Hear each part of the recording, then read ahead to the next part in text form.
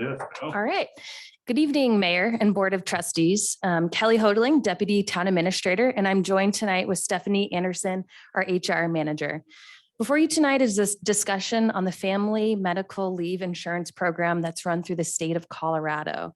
Our big question for tonight is, should the town of Wellington opt in or opt out of the Family and Medical Leave Insurance Program? And before we begin, I do want to just note that no decision will be made until January of 2023. We don't need to make a decision until then, but we do recommend that at least we make a decision in the middle of the budget season, so at least we can plan for that decision. So we'll kind of wrap up at the end about that, but I do want to make that clear that we're not looking for any decisions tonight. And also we wanted to share this in advance of the CML conference that the Board of Trustees will be attending. So that will give us plenty of time to kind of decide about this program.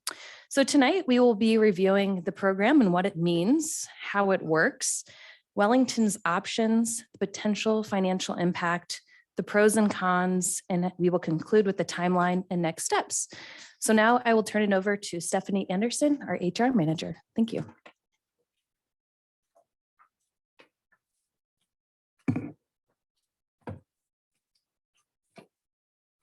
Good evening, Mayor and Board of Trustees. I'm Stephanie Anderson. I am the HR Manager.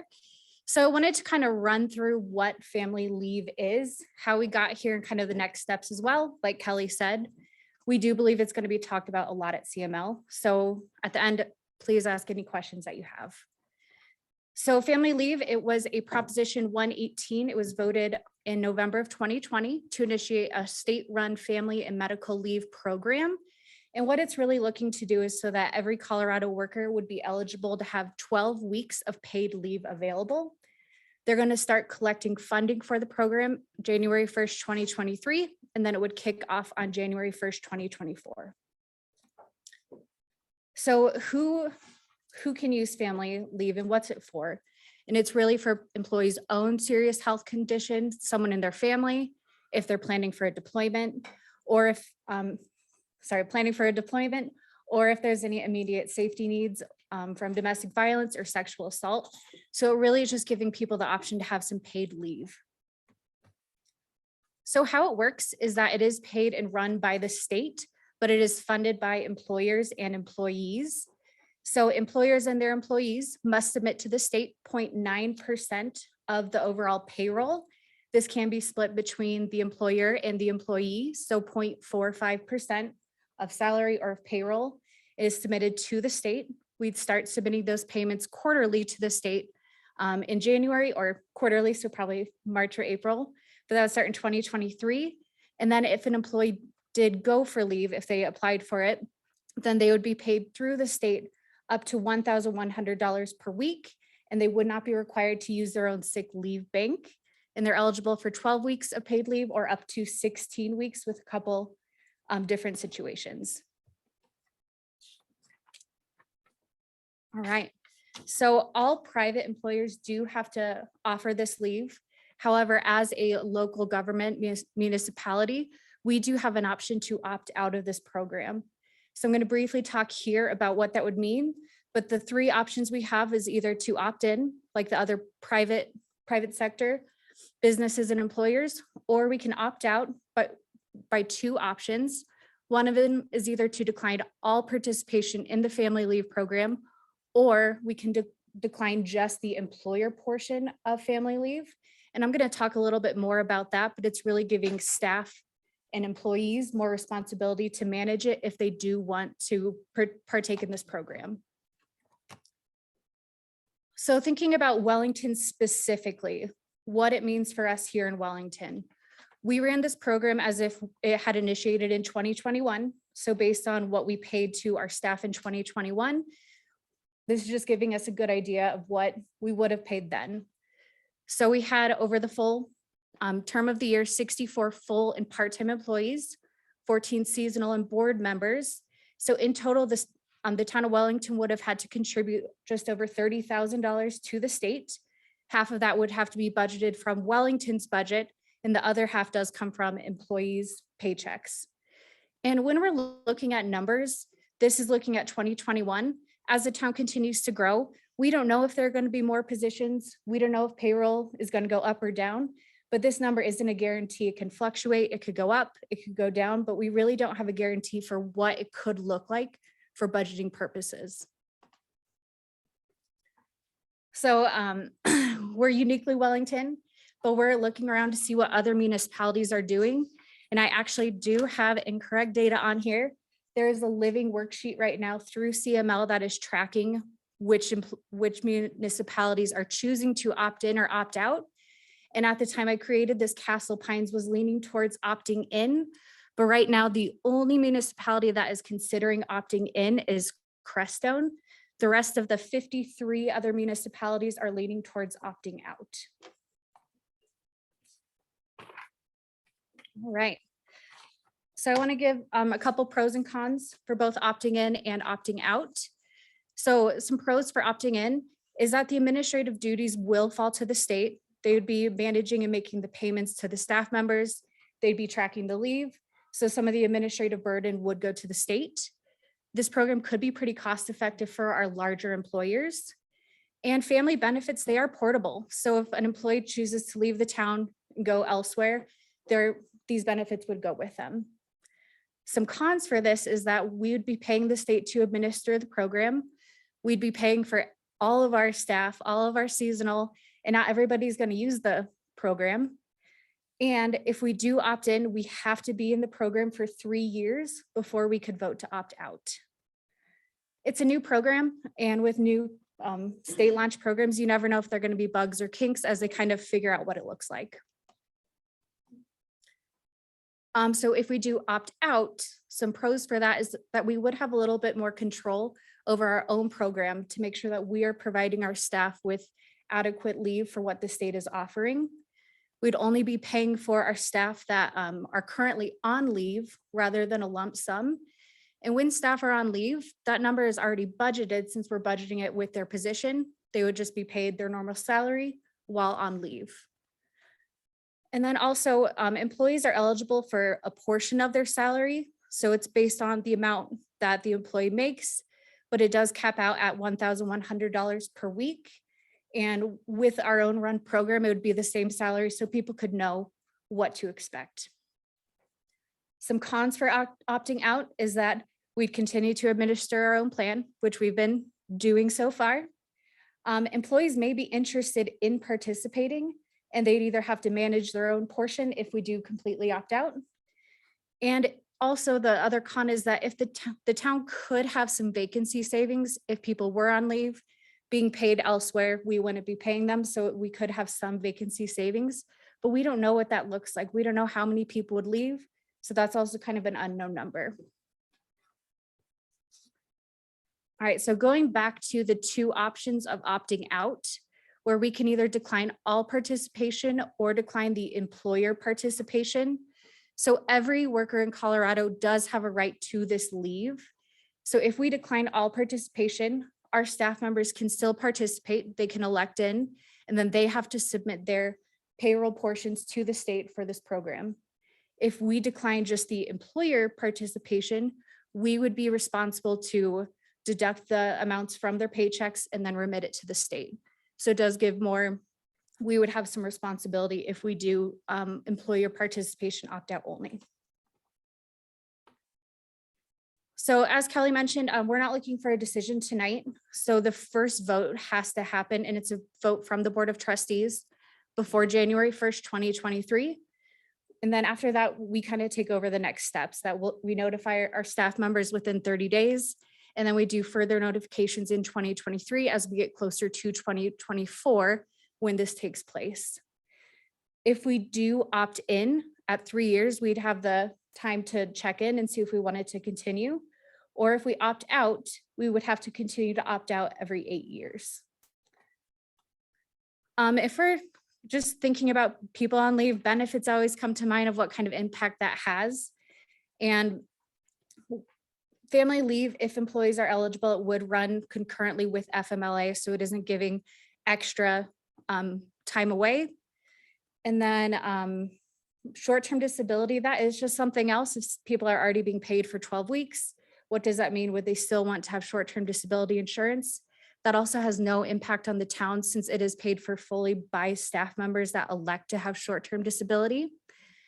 And then for our normal medical health care benefits, if we are still processing and administering their leave, we're still sending them paychecks where we can deduct their normal amounts for their healthcare benefits. So it wouldn't have an impact on our budget for benefits either. Right, so the next steps coming up is that the decision will be be made by the board either to opt in, opt out all participation, or opt out employer only. And then tonight is really just a discussion for you guys to ask any questions that you have. We can find answers if we don't have them tonight. And then we're hoping to bring it to a vote in August or September, just so we can start going to the budget process, knowing if we're going to opt in. And then after that, we will move forward to notify staff. All right, and that's all I've got. What questions does everybody have?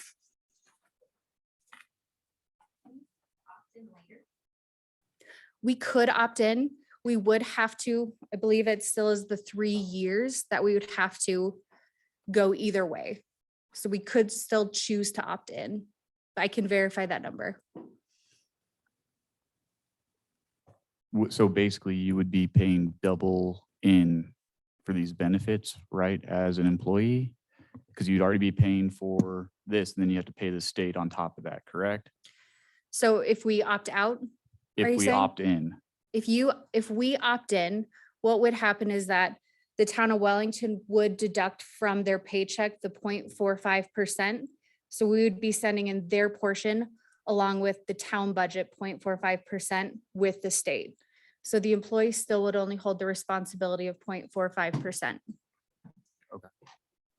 and majority of the municipalities are opting out, correct? Correct. Thank you.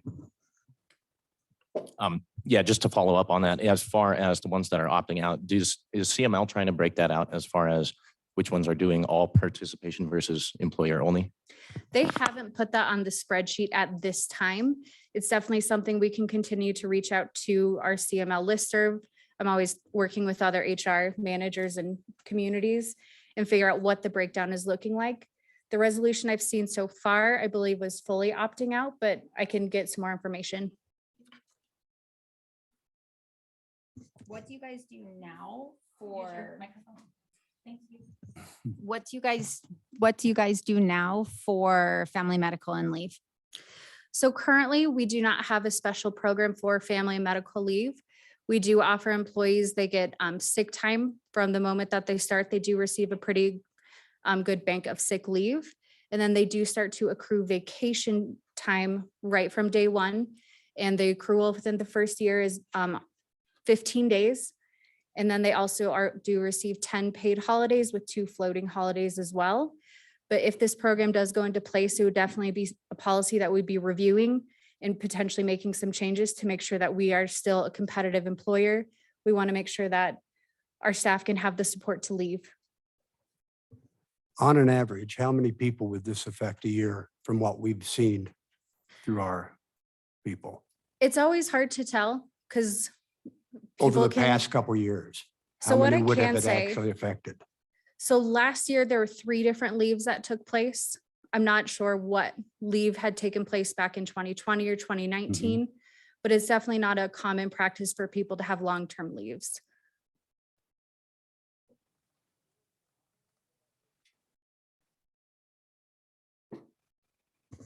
One of my concerns would be this might encourage more of the long-term leaves. Is that kind of what you see, or is that kind of the feedback from other municipalities? I haven't specifically heard any feedback on if it would encourage leave. It would still require documentation for people leaving. It isn't just I'm leaving because of this. It still would require documentation to make sure people are leaving for reasons that fall under the plan. Yeah. Right now, how much time do we give for pregnancy and after the birth? So we have actually updated our policy recently for pregnancy that if we do have an employee that is deciding to grow their family, that they will be offered 6 weeks of leave time. So we do have that benefit currently for staff members that are expecting. Is that paid or unpaid? That is paid leave. And so we would also be paying, I mean, we have to pay for everybody, Mhm. in this if you opt in. So even the people that aren't using it, so it's throwing money to the state for that purpose. Correct. We would have to pay for every person that is in our payroll, whether or not they're using it. And we would start making the payments in 2023, even though this program isn't going to be up and running until 2024. Yeah, right now, it looks like this is kind of like the self-employment tax that we have for Social Security and whatever else, like I pay, I think 0.45 for each one of my employees, and they have to put in the same amount. Sounds like it's the exact same thing, just it's- funding a different program. Exactly. And it's really meant for people going on leave, following the different rules for it. So it isn't for anybody. It's for people that meet the criteria to be eligible for the 12 weeks of paid leave.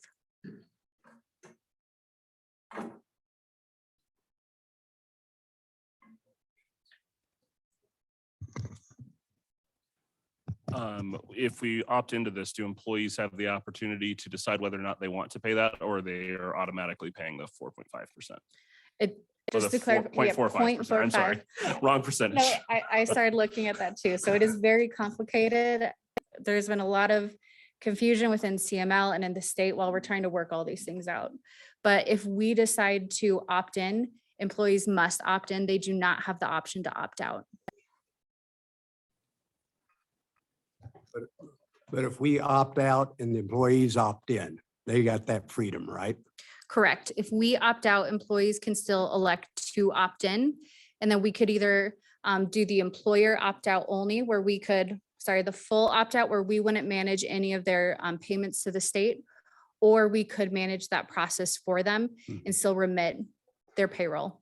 So that 0.45 extra that they would be paying, you got an average of what that would be over a period of time? I mean, over a paycheck or whatever? I mean, what is the average pay? I can get back to you on that. Yeah, Yeah, I can get back to you on that information.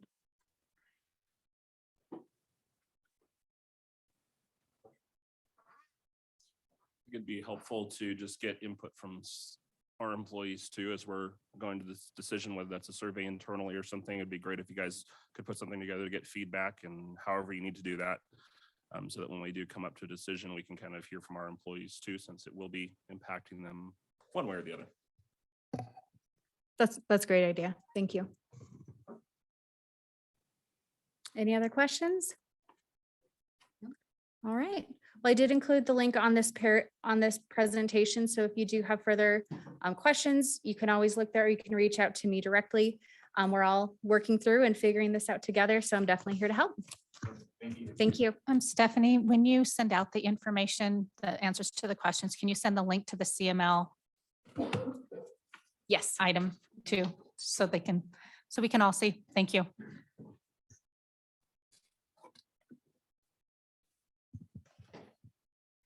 Got 10 minutes. Yeah.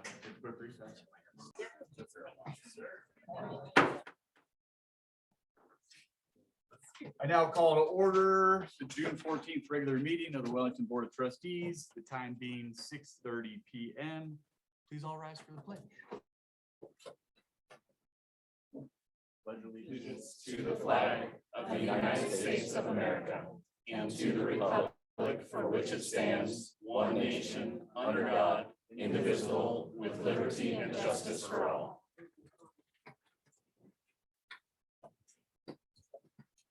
May I get a roll call, please?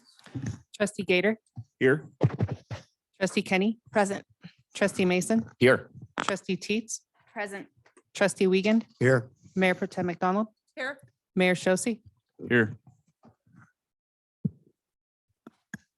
Are there any amendments to the agenda this evening? I do have one amendment to the agenda. I would like to remove action item 1, reconsideration of the WaterNow Alliance Memorandum of Understanding, as the time to reconsider this has expired and what according to Robert's Rule of Order. Dan, can you speak to that?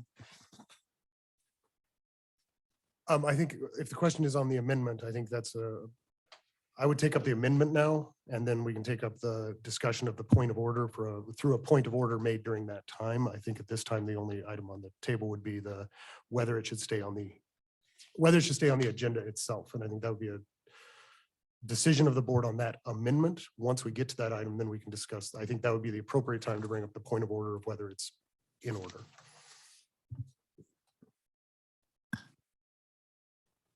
So now we take it to a vote. Second amendment. Somebody needs a second it. The amendment would need a second to remove that. So just a clarification. So if we have concerns, which I do about it being in order, is this the time to address that, or is that during that item for reconsideration? Whether a motion to reconsider is in order, it needs to be a point of order made. And I think the appropriate time for that is at the time for consideration of the motion to reconsider. The motion to reconsider definitely isn't in order to take up at this point on this agenda. So what I'm saying is, if you'd like to discuss the item of the question of whether it is in order, the proper time for that would be to leave this on the agenda. Now, this being on the agenda doesn't mean that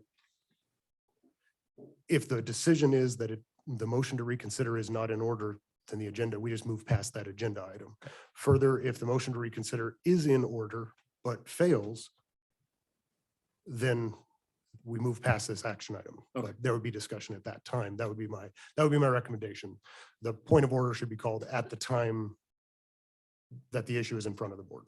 So Thank you. right now it would just be an amendment to the agenda. Okay.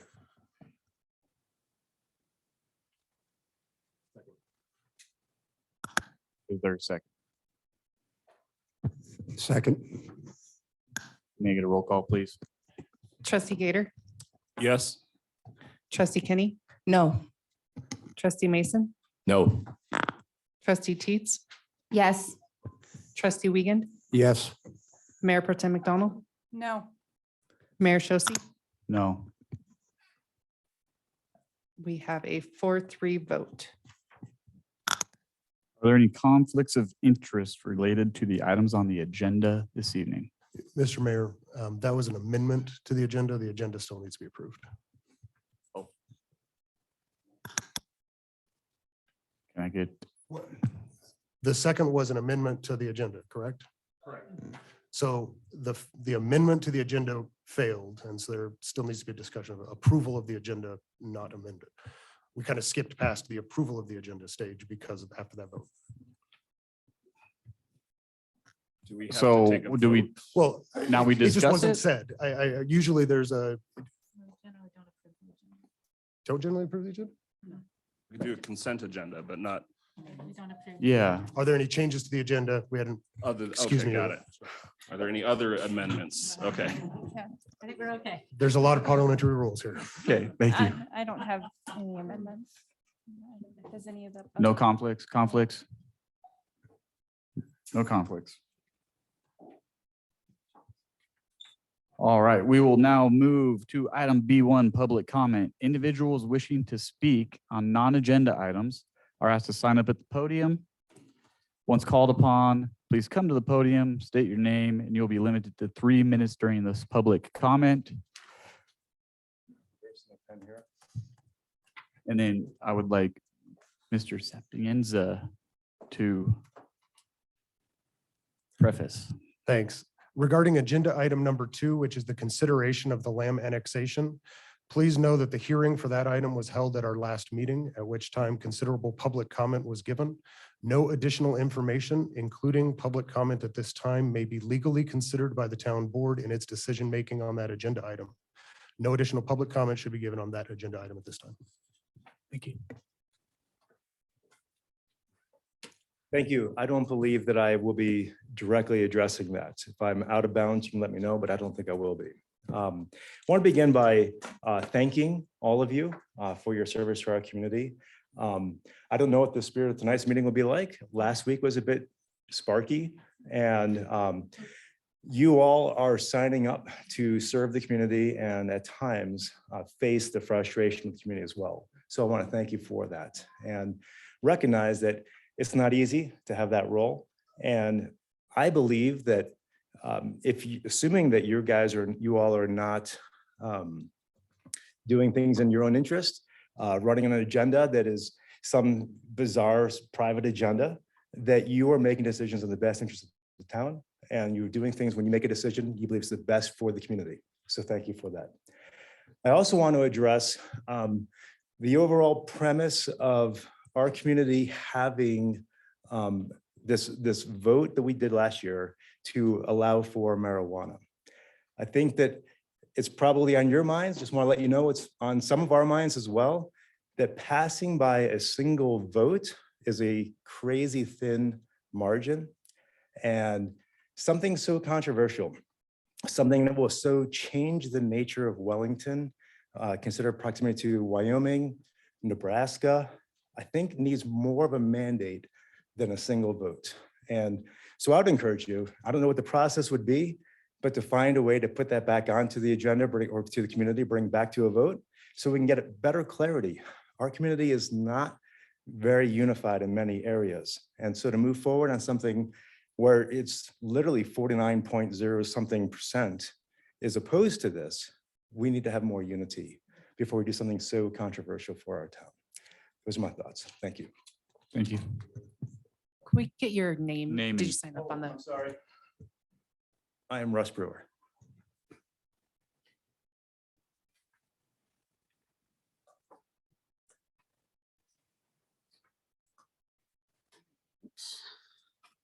Sorry, writing my name. I'm Kelly DeVries. I own Thistle in downtown Wellington, 3713 West Cleveland. I also own a home here in town, and I've been reluctant to step forward as a small business owner here in town for fear of retaliation against my business, as are other many small businesses that I've heard from. I've heard of threats issued towards other trustees who don't agree with particular trustees and against the public. But I think it's time that people come forward, even small businesses, to hear our voices. So let it be known, if I do receive any threats, the public will be made aware of them. As one of the downtown businesses who were affected by the ghost town effect that happened last year after the 4th of July celebrations moved to the community park, I'm part of the unofficial committee that is hosting the events downtown.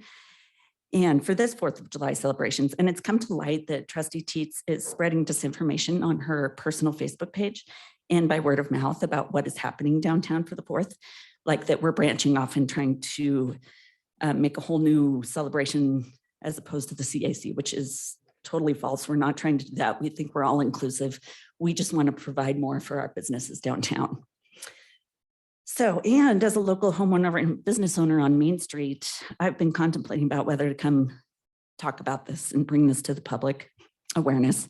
It's bothered me and many other businesses, but this was very frustrating. Trustee Teets, before she became a trustee, while she was running for the position, made a statement on Facebook that I found shocking and upsetting. She claimed in so many words she would prefer to take her tax dollars to Fort Collins rather than keep him here in town. She publicly called out many local businesses on Facebook, degrading them. And I don't feel this is professional, nor the actions or mentality of someone who should be in public service. And I want to remind trustees that you've been voted in to reflect the views and wishes of all of Wellington, not those of a particular party or personage. I see posts from trustee spouses trying to create a divide in town, decisions along party lines, and that's just irresponsible. It will tie things up that are crucial for the town to thrive. So I would also like to remind you that the small businesses are the lifeblood of town. We bring in the sales tax dollars and we collaborate in pulling the community together for events. Creating a chasm between the town and its businesses is a catastrophic move that will only lead to the destruction of the town little by little. If you look at thriving, successful towns, they have a collaboration between their businesses, events, committees, and boards. And it involves all the townspeople. They don't look at enhancing their own town as a partisan issue. So I urge you to represent the whole town instead of just your friends, and to avoid causing drama that further stagnates progress for Wellington. Thank you. Thank you.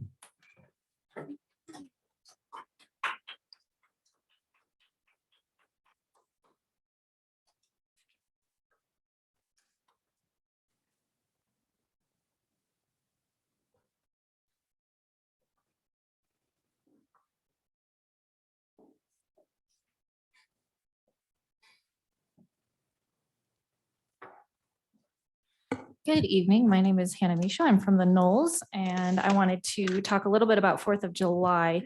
I'm in charge of coordinating a parade float for a group I'm with, and I got an email that says no candy or promotional materials are allowed to be distributed on the parade route. And I'm not quite sure where the chain of command falls on who made that call, but I understand if it's created an issue, I'd like to know what the issue is and provide alternative solutions. So if it's like litter afterwards, I will create a team to clean up the street. If it's a safety issue, I'm pretty sure we can arrange tougher crackdowns on how distribution is handled, that kind of thing. So just, I wanted to put it out there that, I mean, frankly, I know you can't make everyone happy, but if we're making candy on parades not allowed, I think we should all just walk in the ocean and not look back, because that's where we're no longer a society at that point. I'm kidding, not really, but please don't quote me on that. But I would really hate to see, I mean, parades have been getting crappier and crappier since the 90s. And ever since I was put in charge of the parade, I went kind of wild with my budget, and these were all the things we plan to hand out. So I wanted to pass that around with the trustees and one for staff if they'd like to take a look.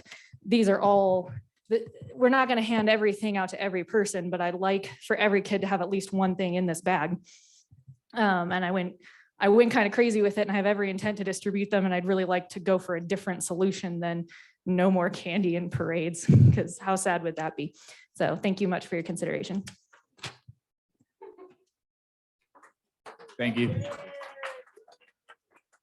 Hey, I'm Christy Cannon. I'm a resident here in Wellington at 686 Mead Street, also in a leadership role with the Chamber of Commerce. And I'm not going to talk about candy or the 4th of July parade, but I am here to speak in support of our local businesses tonight with 2 points I'd like to make. The purpose of local government is to provide an organized system where a board exercises their power and their responsibilities to work together for peace, order, and good governance of the town. And the board is expected to work towards social, economic, and environmental viability for the benefits of the town. They're also responsible for promoting business and employment opportunities for the local citizens. Effective local government provides the overall quality of life for its people and businesses that reside in this community. So number one, I got 2 points to make. There's a growing perception that some board members do not fully support local businesses. I would encourage stronger collaboration and support. Businesses need a successful, forward-thinking board that understands the importance of economic growth. The town also benefits, as we know, from sales tax and revenues that can go back to the town for additional municipal support and projects. We already know there's significant leakage of spending that's going into Fort Collins. And I would strongly encourage all of us, including everybody on the board, to support local businesses here in Wellington. Point number two, and you guys may stop me, but let me know if you do. The board is also responsible to drive economic growth and environmental sustainability. After town employees worked hard to secure a grant that addresses water rates and water issues, the board voted it down. This grant was meant to help find ways to ease up on water usage, so I will come back on this topic because I have more to say.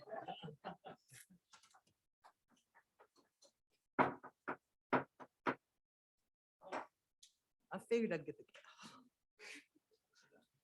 after the attorney spoke.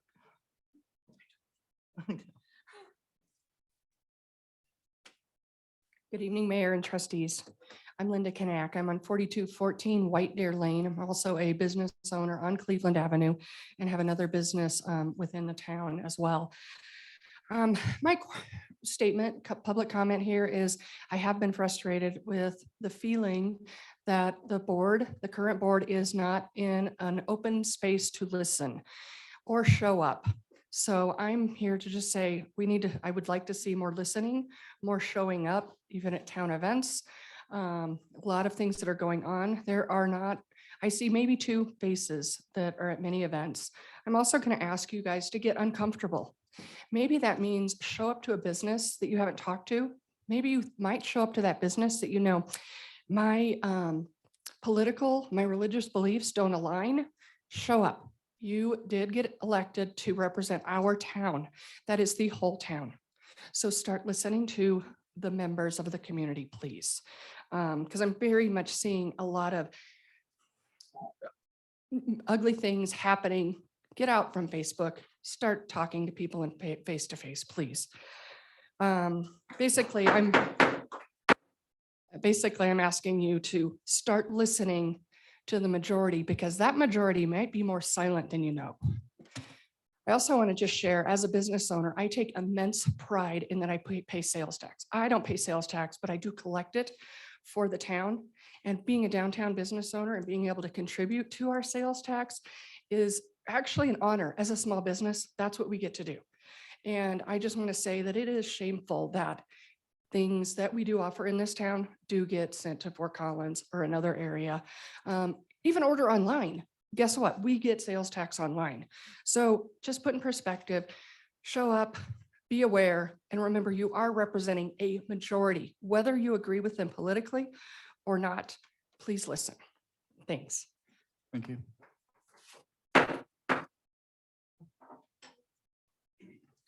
Hello, my name is Brian Michaud. I'm a resident of Wellington. I live in the Knolls. I wanted to get up here and address more of the people listening to this meeting than the board itself. So I've been watching the political discourse in Wellington for some time. I've started to see this pattern. Every single issue the board takes in is turned into something gigantic. It's not because these issues are really so important, it's because people are acting in bad faith. They aren't calling out a problem, they're looking for fault and hoping to find it. For example, hypothetically speaking, the town were to take on some grant that some people had a problem with because of concerns against the organization, and others wanted the grant to happen because it might help the town. I just want to say, is this really as important as everybody's making it out to be? On the one hand, people are concerned that some organization with concerning ties might hurt Wellington. And I just want to say that if that's really a concern, can we really trust the citizens of Wellington? Can you bring this back on the comment once public comment for that is brought up? Okay, certainly. Thank you. Thank you.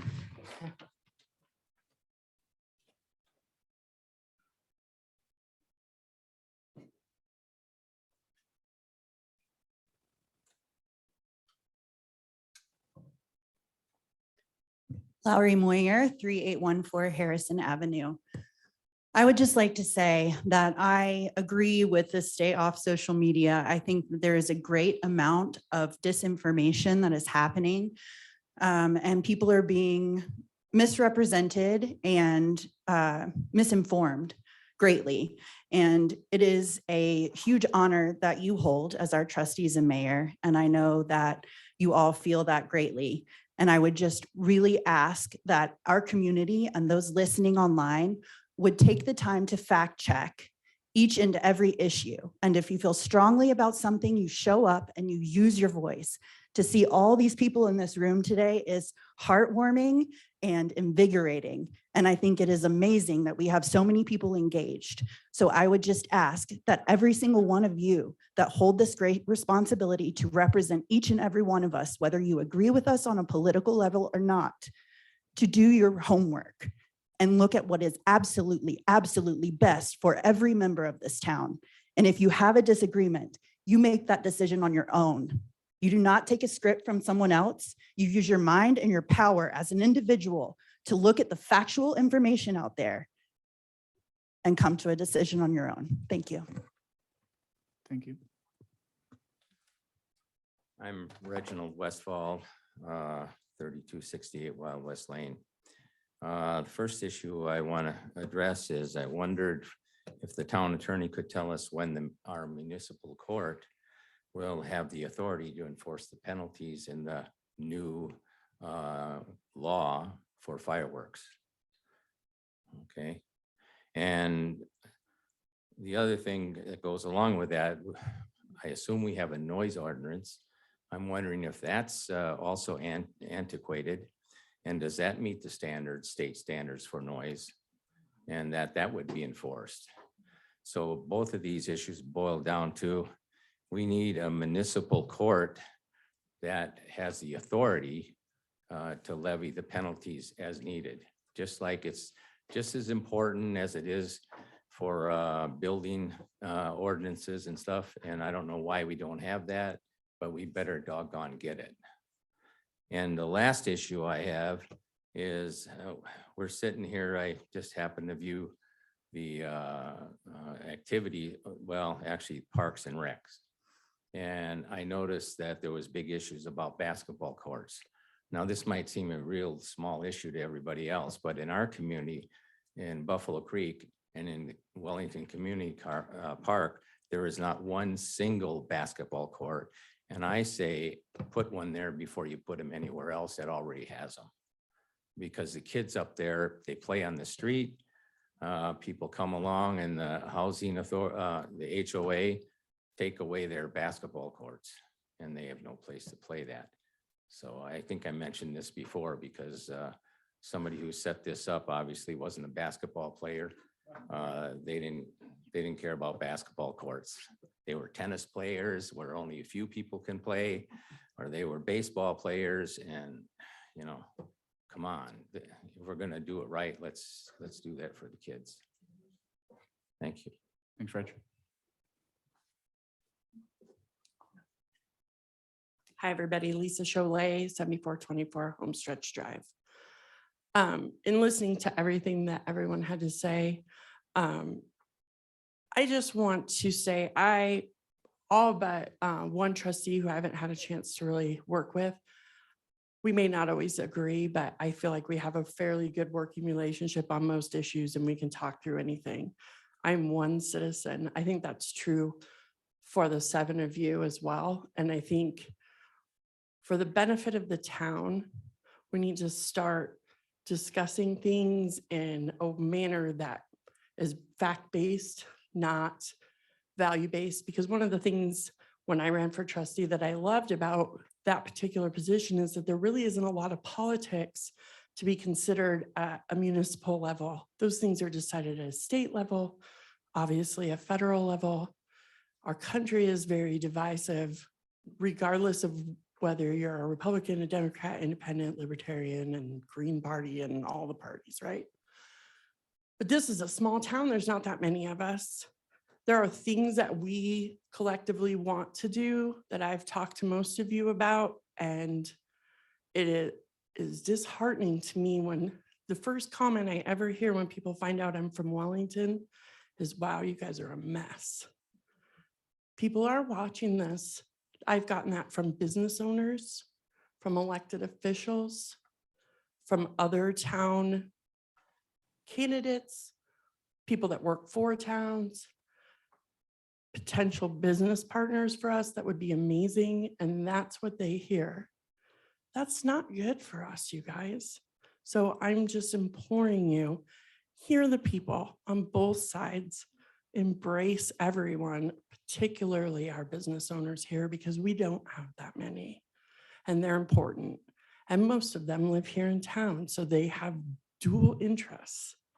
So I respect each and every one of you. I think we always have a good, respectful conversation when we're talking about things, whether we agree or not.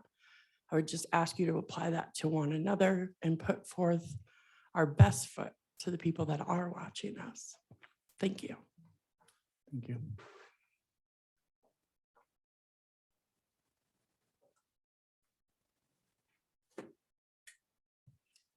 Karen Eifert, I live in the Knolls, and I would just like to point something out.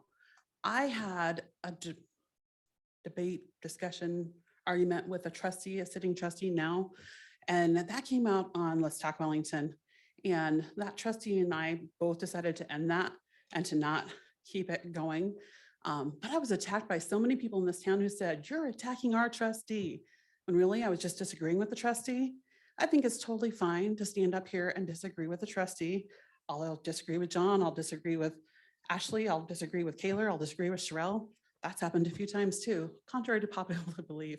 But I just would like to point out that coming up here, gripping this microphone, yelling at the top of your lungs, or just being so aggressive, it's everything you came and said, I should not be doing. I should not be that aggressive.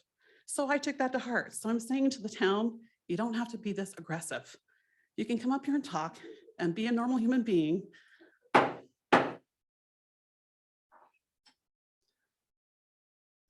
Louder and more aggressive is not going to get anything done except for tick other people off. Come up here and talk like a normal human being. I don't agree with everything the board does. I agree with some of what the board does, but at the end of the day, they are all human beings. I have a relationship with sorry, trustee Kenny now, and I have a relationship with trustee Gator, and I have a outside relationship with trustee Mason, also with Kaler. There's just no reason for us to come up here and have this whole bashing session. And I think that if you really want to see change made in this town, you see how Lisa just talked and she had a calmer tone of voice. I really wish that the townspeople would come up here and talk more appropriately and not scream and yell and throw a huge fit. It's just too aggressive. I myself have PTSD. I know of other people in the same room that have PTSD as well. It's overwhelming and nothing's going to get done if all you want to do is scream and yell. Get up here and talk with your facts. Get up here and talk with your opinions, but please stop screaming and yelling up here. Thank you. Thank you.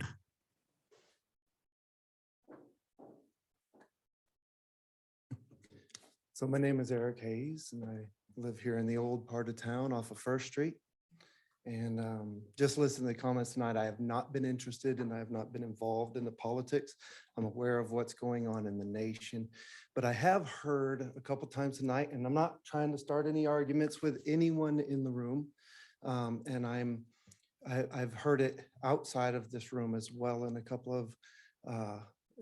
of situations where the big government, you know, out there, they have these big political issues and they're causing all these different arguments and people are raising their voices, people are name calling, and it's pretty rough. But the truth is, it is here. These are serious issues that we're dealing with. Some of the things that you guys are dealing with that you're going to be dealing with even later tonight, they are things that they might seem like small decisions, but they are huge and they impact all of the people that are around us. And we are very divided on many things. These partisan issues are serious nowadays from the perspective that you can say whether somebody has an R or a D, you know where they stand on many, many issues because we are divided. And there's a sense that each side is trying to win because we do feel it's important. And so the point I'm trying to make is that this town elected you guys based on what you said you were going to be voting on and how we understood that you would be seeking to govern in this town. And one of the things we're looking for you guys to do, you guys were voted because one thing we wanted more than anything is for a government that isn't like bringing everything new and new programs and new, just tell us what to do. We don't need parents. We just need people to run the town type of thing. So we're asking you guys, we are looking for you guys to let us flourish as a town by not involving us with all kinds of things. The world is trying to input new programs every time we turn around. I don't know if that's what we need. And so I'm just asking you guys, as we've voted for you guys, represent us by saying, we trust that you guys are men and women who can govern your own lives. Thank you. Thank you. Blair Peterson, County Road 7.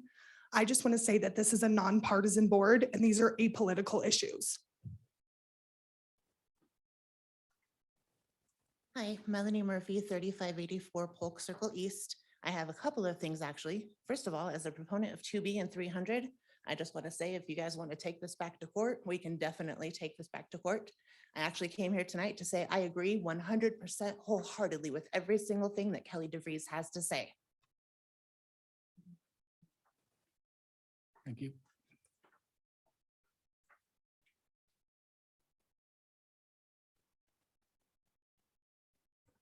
Hi there, Jesse Andreen from the Harvest Village neighborhood.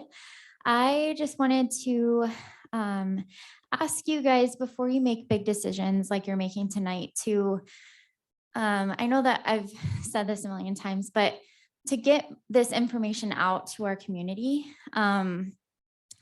just because I've done a lot of research on what you're talking about tonight, and there's just so many complex parts to all the decisions that you're making that if you're not devoting a huge chunk of time to really understand what they're about, you have no idea. So I don't know what that looks like. I mean, we really just need the public to come to these meetings, but I think it's intimidating for people. They don't understand what this entails, and so they just kind of don't ever come. And so I don't know what that would look like, but if you could just get more info out to our community before these decisions are made, I think that that would be awesome. Thank you. Thank you.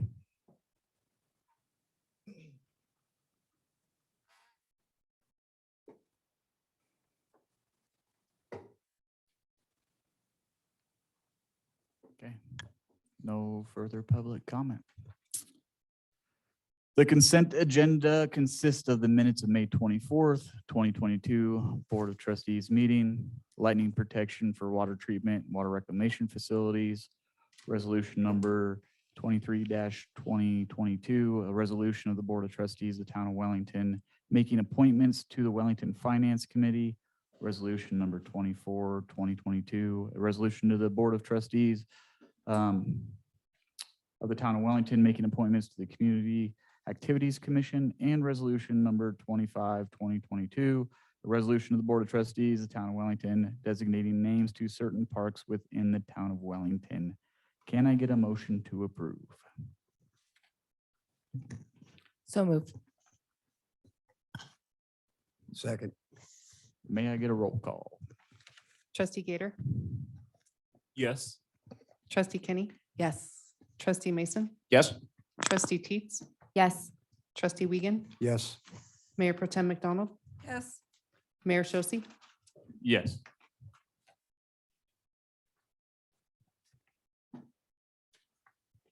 All right, the first item on our agenda is to call up the motion to reconsider what was made by trustee Mason on May 24th. I think we could all benefit from procedural explanation on how this item is in front of the board by Mr. Sapienza.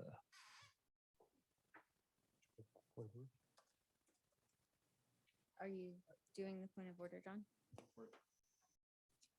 So I would like to make a motion on point of order with the understanding that under Robert's rule, we are past our time in listening to a motion to reconsider.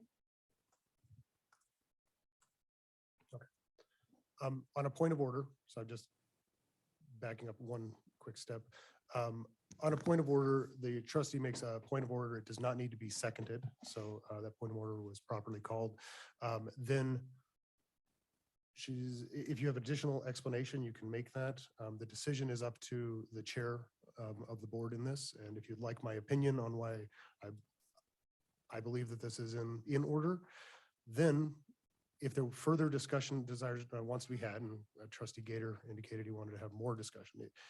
If the chair agrees with trustee Teets and says this is not in order, then it's not in order. If the chair agrees with my opinion on this matter and it is in order, then that requires a point of appeal. And then that is seconded. And then that point of appeal can be debated. So I think the first step here would be, would you like my opinion on why this matter is in order? Yes, sir. Okay. Under Robert's rules, motions to reconsider are covered by section 37. And I'm going to quote here from 3710B, in a session of one day, such as an ordinary meeting of a club or one-day convention, the motion to reconsider can be made only on the same day the vote to be reconsidered was taken. In a convention or session of more than one day, a reconsideration can be moved only on the same day the original vote was taken or on the next succeeding day within the session in which a business meeting is held. And under the practice of this board in the past, and I think the argument could be made that, and I think this is the argument that trustee Teets is making here, that motion is only in order on the day it was made at that meeting or that session. Under the practice of this board in the past, I've always interpreted each meeting to be part of a larger session, and those sessions spreading from election to election. When a new, and I'm even saying it right now, after an election, we refer to the new board coming in. And so that's just what happened in April. And so it's sort of creates a dividing point between each election. After each election, a new board is sitting here. By having a session that's more than one meeting, per Robert's rules, the motion to reconsider can be considered at the next day at which there's a meeting. So essentially at the next meeting. That's been the past practice of this board, to allow a motion to reconsider at the next meeting and at only the next meeting. The last time this happened, and I think the last time it happens very, very rarely. In January of this year, a motion to reconsider was brought forward at a special meeting immediately following a regular meeting. That motion to reconsider was approved unanimously by the board. That's the only past practice that I'm aware of. That session spreading between election to election also has the other effect of that is it means that motions cannot be renewed during that time, which has been my understanding of how this board has operated. That means that, for instance, here, the motion that's being reconsidered was a motion to approve the MOU, the WaterNow Alliance MOU. There's only, if we assume that the session spreads between election and election, as I've interpreted it, the only way to reconsider that is to in fact reconsider it. However, if a session is only a single meeting, and in which case a motion to reconsider isn't in order, then it actually is in order for the board to just bring up the motion to approve the WaterNow Alliance MOU at any time between now and the end of, well, at any time. And that may be the intent of the board. It's never been the practice of this board. It's always been the practice of this board, in my experience, and I talked to Brad March, who's been serving as town attorney for the town of Wellington for at least 20 years. It's always been the practice of the board that once a vote is made, or once a motion is brought forward and a vote is taken on it, that motion's done. Essentially for the period, like I said, for the period of that board between election to election. Allowing the motion to reconsider, if we interpret that session as spreading that longer period, allowing that motion to reconsider on the day it's made or at the next meeting actually limits the time period that this item could be effectively reconsidered. So that's my interpretation of why the motion to reconsider was in order. Would you like me to go into depth on the items that we discussed at the previous meeting regarding the agenda, the point on the agenda? Or is it just whether the motion to reconsider could be made on that day at all? No. So in my understanding in seeking outside counsel was the understanding that if you do not have it written in your ordinances, what that session is defined as, then you cannot move forward with a motion to reconsider, because then Robert's rule applies if there's no other ordinances that are laid out. So right now, since there is nothing else written in our ordinances and it states Robert's rule is the rule, then Robert's rule needs to be the rule.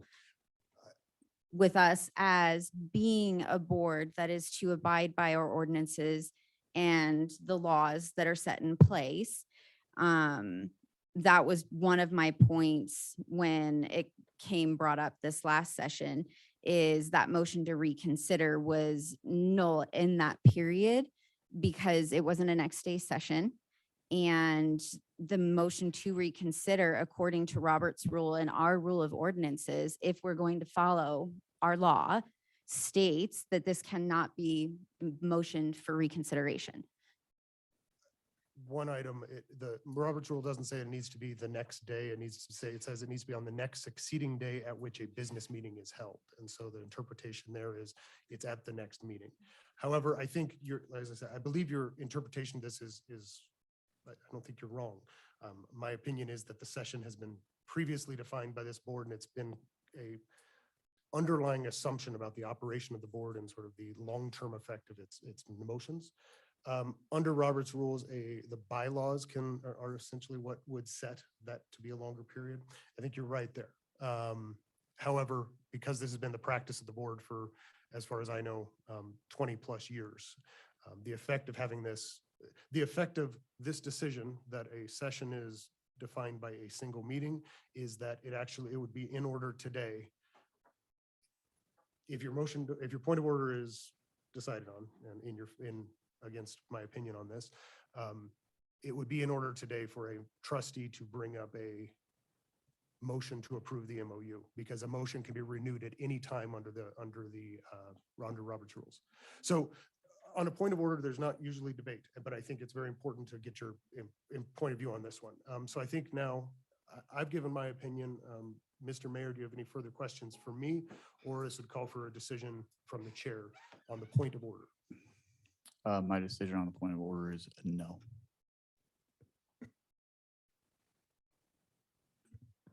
Agreeing with my opinion? Yes. Okay. Would raise a point of appeal.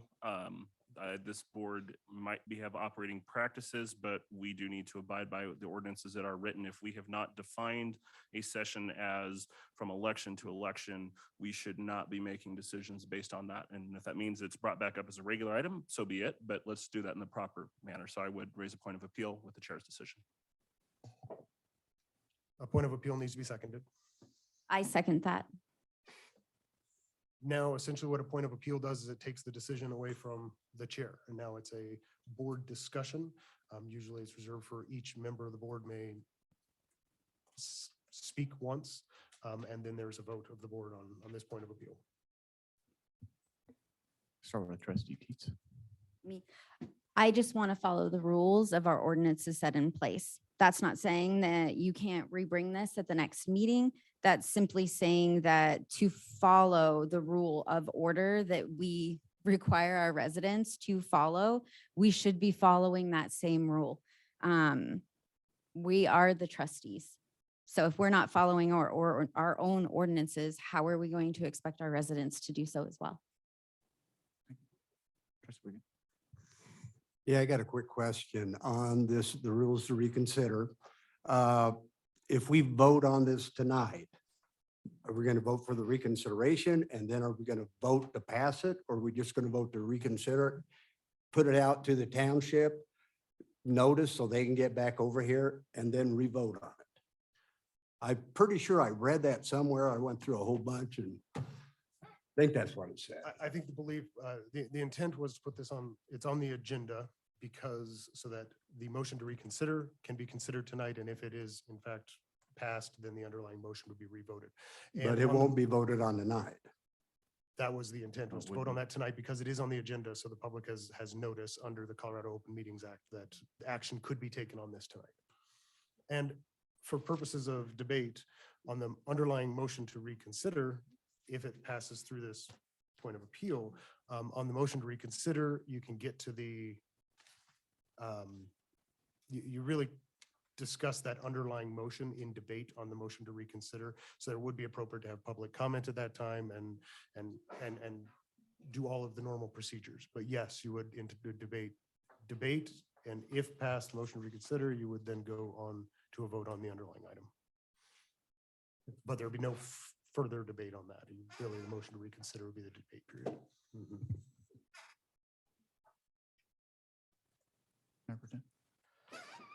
Trustee Mason.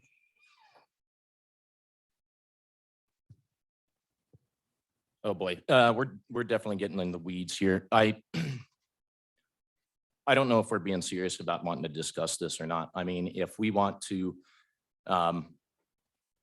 pass this off on to the next meeting, I think we're seriously wasting our time and residents' time. I certainly understand following the rules. And if we need to go back and define what that is, I certainly understand that. But boy, we're really wasting time on this, guys. I'm very confident in our legal counsel recommendations. I'd like to follow of that, and I stand behind that. The good folks of Wellington are out here to talk to us, so I'd love to hear from them. So I would hope that we can continue on and get to the meeting and actual topics rather than debating these type of items. Trustee Gator. So as I had mentioned, I think even Mr. Sapienza said that if we define a session as one meeting, this could be brought back up tonight for discussion in a proper manner, and I'd be fine with that. But we need to not operate. I understand in the past, a lot of things were done by handshakes and by, oh, it's just the way we've done it. That doesn't mean that that's the way that things should be done moving forward. The public should be able to know this is how the board operates. This is what they're going to do. These are the rules they follow. So for me, that would mean we don't bring this up on reconsideration. And if Mr. Sapienza is correct, all the information is on the agenda. I assume it's the mayor's meeting. So if you wanted to allow someone to add it onto the agenda as an action item, we could add it on as an action item because all the information's on there already. So it's noticed. And I'd prefer to do it the proper way if we are going to do that.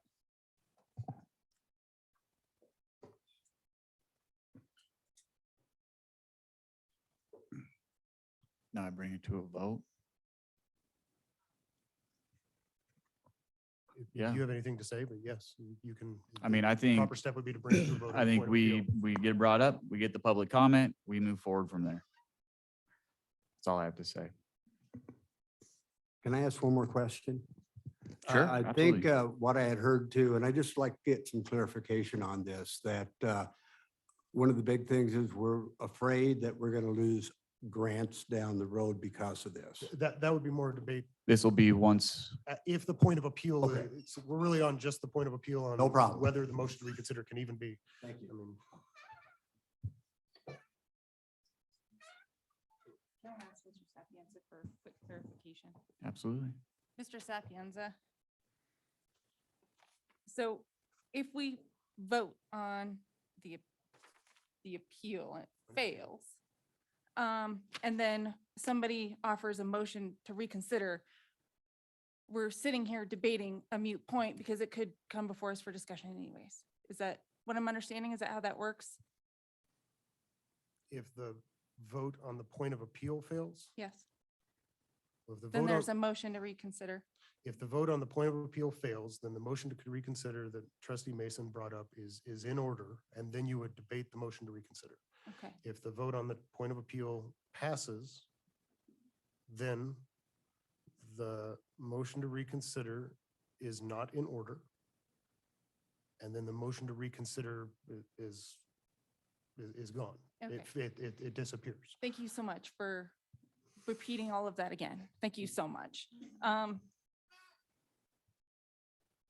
We sit here and tout transparency and wanting to hear from the public. The public is here to speak this evening. And then to say that, oh, because we don't particularly agree with this topic or this vote, we don't want to hear the public tonight. I don't think that's right. So I think if one side wants to hear the public, then if the other side comes to the table and wants to be heard, we need to hear them as well. In regard to how things have worked traditionally, I've sat on this board for over 10 years. I understand what Mr. Sapienza is saying about the session, and that was this board's interpretation in the past. That if a motion needed to come before the board again, it was that following session, and if you missed that window, you missed the window. You also had to have the approval of the mayor. You couldn't just throw things on the agenda without either the approval of the mayor or having another trustee support the item. That's why we did that, was to try and avoid situations like this. So that's it. Thank you. Let's bring it to a vote. Trustee Gator. Just on the point of appeal, I just make sure I know what I'm voting on. This-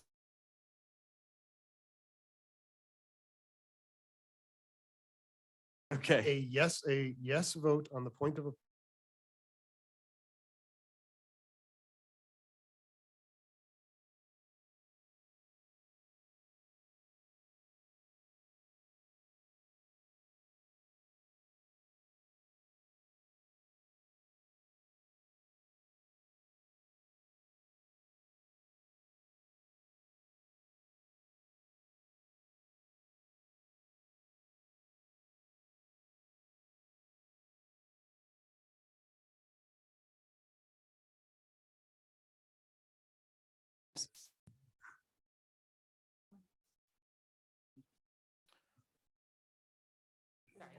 Four no's and three yeses. Okay.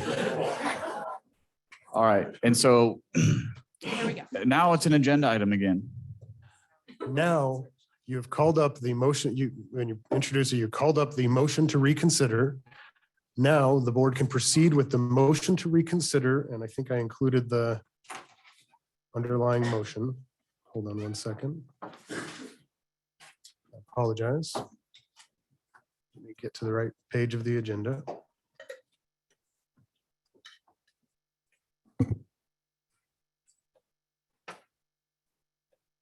don't have it on my end. 99. Apologize, just didn't have it opened up there. So now it's time, the motion to reconsider the item has been called up.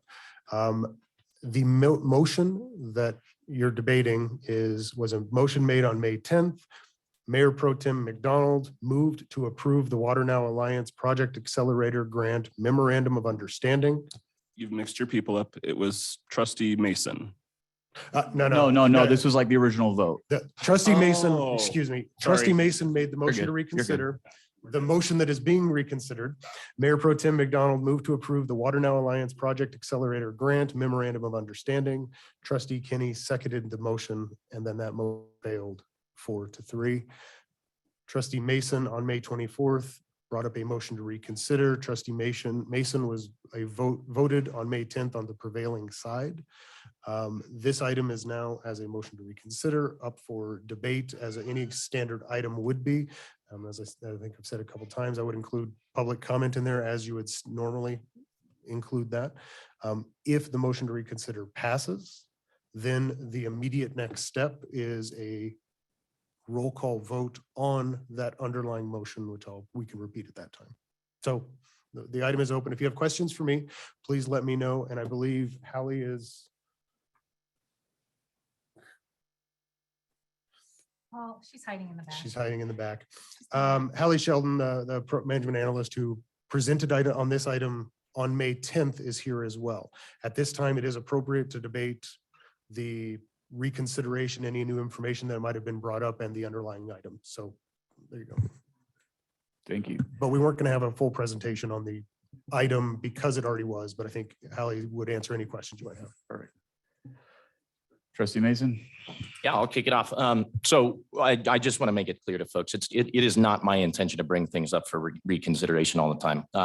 This particular item, there were a number of things that I had learned after the fact.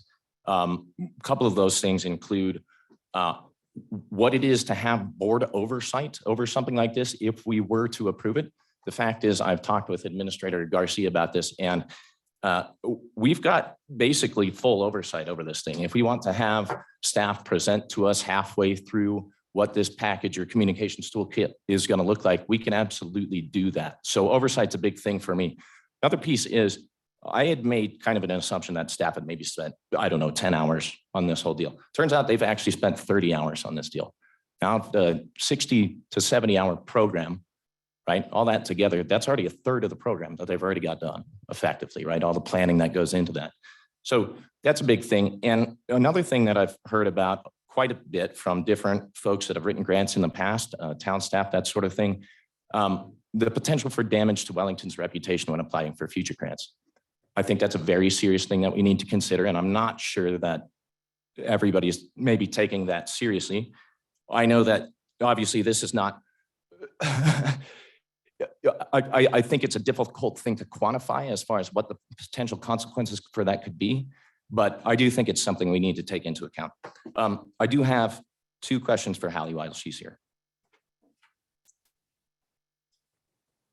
Good evening. Ms. Sheldon, can you tell us exactly what we're expecting out of this that was not already provided in the work done by Logan Simpson? Yeah, absolutely. So the work done by Logan Simpson was related to our landscape and irrigation standards. This would be a communications and marketing toolkit. So it would be a unified campaign that we could utilize from now, decades in the future. It would include data of our stakeholder engagement, of ways that residents would like to receive their information in terms of water conservation practices, but also what type of water conservation practices are valuable to them. So some people may want specifically lawn and irrigation standards like that. We already have the content for that from Logan Simpson. But at the same time, maybe we want more indoor consumption, toilet tabs, things like that. So it's kind of it's the glue. We have a lot of the content from things like Logan Simpson. We have the estimated water savings from our municipal water efficiency plan document. This is the glue to put it all together so that we have a unified water efficiency program that we can outreach to our residents and communicate effectively. Sure. And Ms. Sheldon, can you tell me how a communications toolkit is different than a flyer or two that's going out in the mail? So I would say that the flyer would be a piece of content that was created from the communication strategy. So we'd have it's kind of like a plan or like a goal that we have. So we want to put out 5 flyers this year because our residents prefer to have hand copies of marketing materials as opposed to digital copies. So we'd set our plan in motion of how we want to outreach that. That comes from the communication strategy. The content of the marketing flyer, which we have the content from. We've been working on this for the past 2 years. We've got a effective water conservation program in place. That content would be created by staff. Sure. So essentially, to be clear, this content would be effectively adding to or enhancing the existing things that we send out to residents currently. Yes, making more effective. And just to be clear on that, there's no additional cost as far as things that we'd be doing outside of, in terms of executing this toolkit. Again, those are things that we already do, and this would be simply supplementing those. Would that be correct? I might need a little bit of clarification on your question. Could you rephrase Sure. that? So what I'm trying to say is effectively, we can use this toolkit for the things that we are already sending out and already spending money on. Absolutely. Okay, great.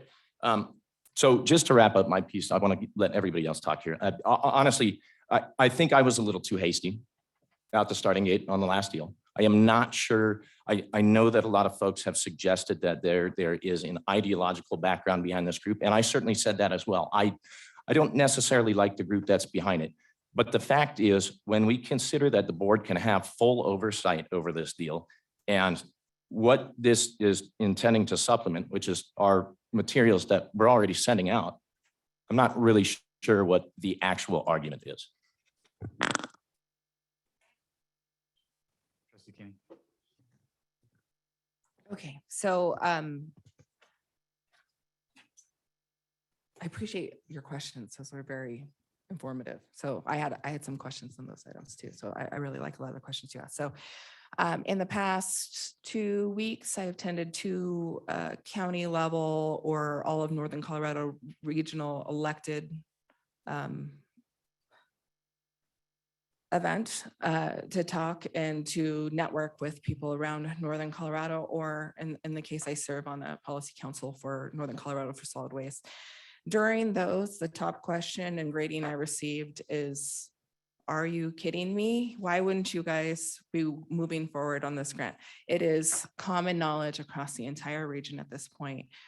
This is a grant that we had turned down. That I was met with disbelief, and these are from other elected officials in this case, from our peers, essentially all surrounding communities. And they were in shock, essentially. And that was the first thing I was greeted with all of them. And then the second follow-up question is, what is wrong with Wellington right now? So we heard that in public comment this morning. Things are not running smoothly here, and it is very unfortunate that that is our reputation at this point. So so that's just the items of how people think about us. And a lot of people might think, well, who cares what people think about you? Well, when you're applying for grants, it's really important what people think about you. It is your reputation at stake. And there's a lot of very people who could be receiving funds. And so the likelihood of that going to someone with a bad reputation, I can imagine that would be very concerning. So a big part of this grant, of course, is the actual purpose of it. And I think the benefits that it can bring our town.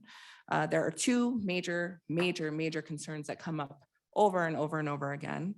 One of them starts with the word water, water treatment, water shortage, water rates, water, and so on. This has been the topic of the entire time I've served as a trustee, and has been, for good reason, the most important topic for Wellington right now. During, other than water, what's going on in Wellington? That's the other things I hear. So water is obviously very, very important, all facets of it. The other part is transparency and communication. People don't trust us. That's part of our reputation currently up here. So if people don't trust us because we're not transparent and because we're not communicating well, and the top concern and problem for our town is water, yet we have the opportunity to accept consultant hours to help us communicate better on water and transparency with communication. I think this is the reason why we chase this grant down. It is meeting two of the top concerns. I've heard it this morning. I wish I knew more about this before the meeting was here. People need to know more, and they don't all do social media. They don't all read their water bill insert. We know this is proven because people didn't even know their water rates are going up, and we mass communicated it in the best way we knew, but not in the best way that people need it. So the need for this grant is huge. And it's such a wonderful opportunity. So that's one part of it. The reputation that we have is another part of it. If anybody has ever had a small business, or I usually have worked in corporate worlds, having a product is one thing, but marketing it and branding it is exactly the same other thing. What you mentioned, the glue that holds it together, is exactly that. You can have the best product ever, but unless you know how to tell people about it, you're never going to sell it. So the marketing or communication toolkit that we're talking about here is why this is so essential. We could have the best advice ever, best policies ever, but if we can't communicate them, then what's the point? I've heard a lot of concern against this grant. And I take that comment very seriously. But when I do read the concerns, a lot of them are not actually applicable to the actual grant we're looking at, more of an ideological kind of idea or political concern. But they don't actually relate to what the grant is designed to do. So although I take those comments very seriously, and they are in my mind because that's important to consider for everything that we approach, not just this specific grant, I think a lot of this dissent against this is essentially not really applicable to what we're actually trying to accomplish with this grant. So I take those comments very seriously. I just think some of them don't necessarily apply for a lot of these items. The other part I want to say is I have never been reached out to more. Thank you. Trustee Gator. Thank you. So I don't want to go and rehash a lot of the issues that we talked about back on the 10th. My primary concern with this and just the process this highlights comes to the agreement that we as a board talked about as ways that we can work together. We've heard several times about how we don't work together. We can't work together. We spent 2 days as a board sitting down and try and improve that. And I had great hopes that we would be able to do that. For me, a good example is Trustee Kenny and I see things very differently politically, but we're still able to have a very good working relationship together. I do find it unfortunate that we as a board have not been able to do that. One of the things that we did in that agreement is we said that we were going to act as a unified team after decisions are made.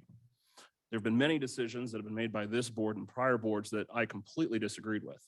I have an active social media presence. I don't go on social media and bash the board. Why? Because we as a board agreed to act as a unified team once we make a decision. Not, I got new information, now I'm coming back and bringing this back up.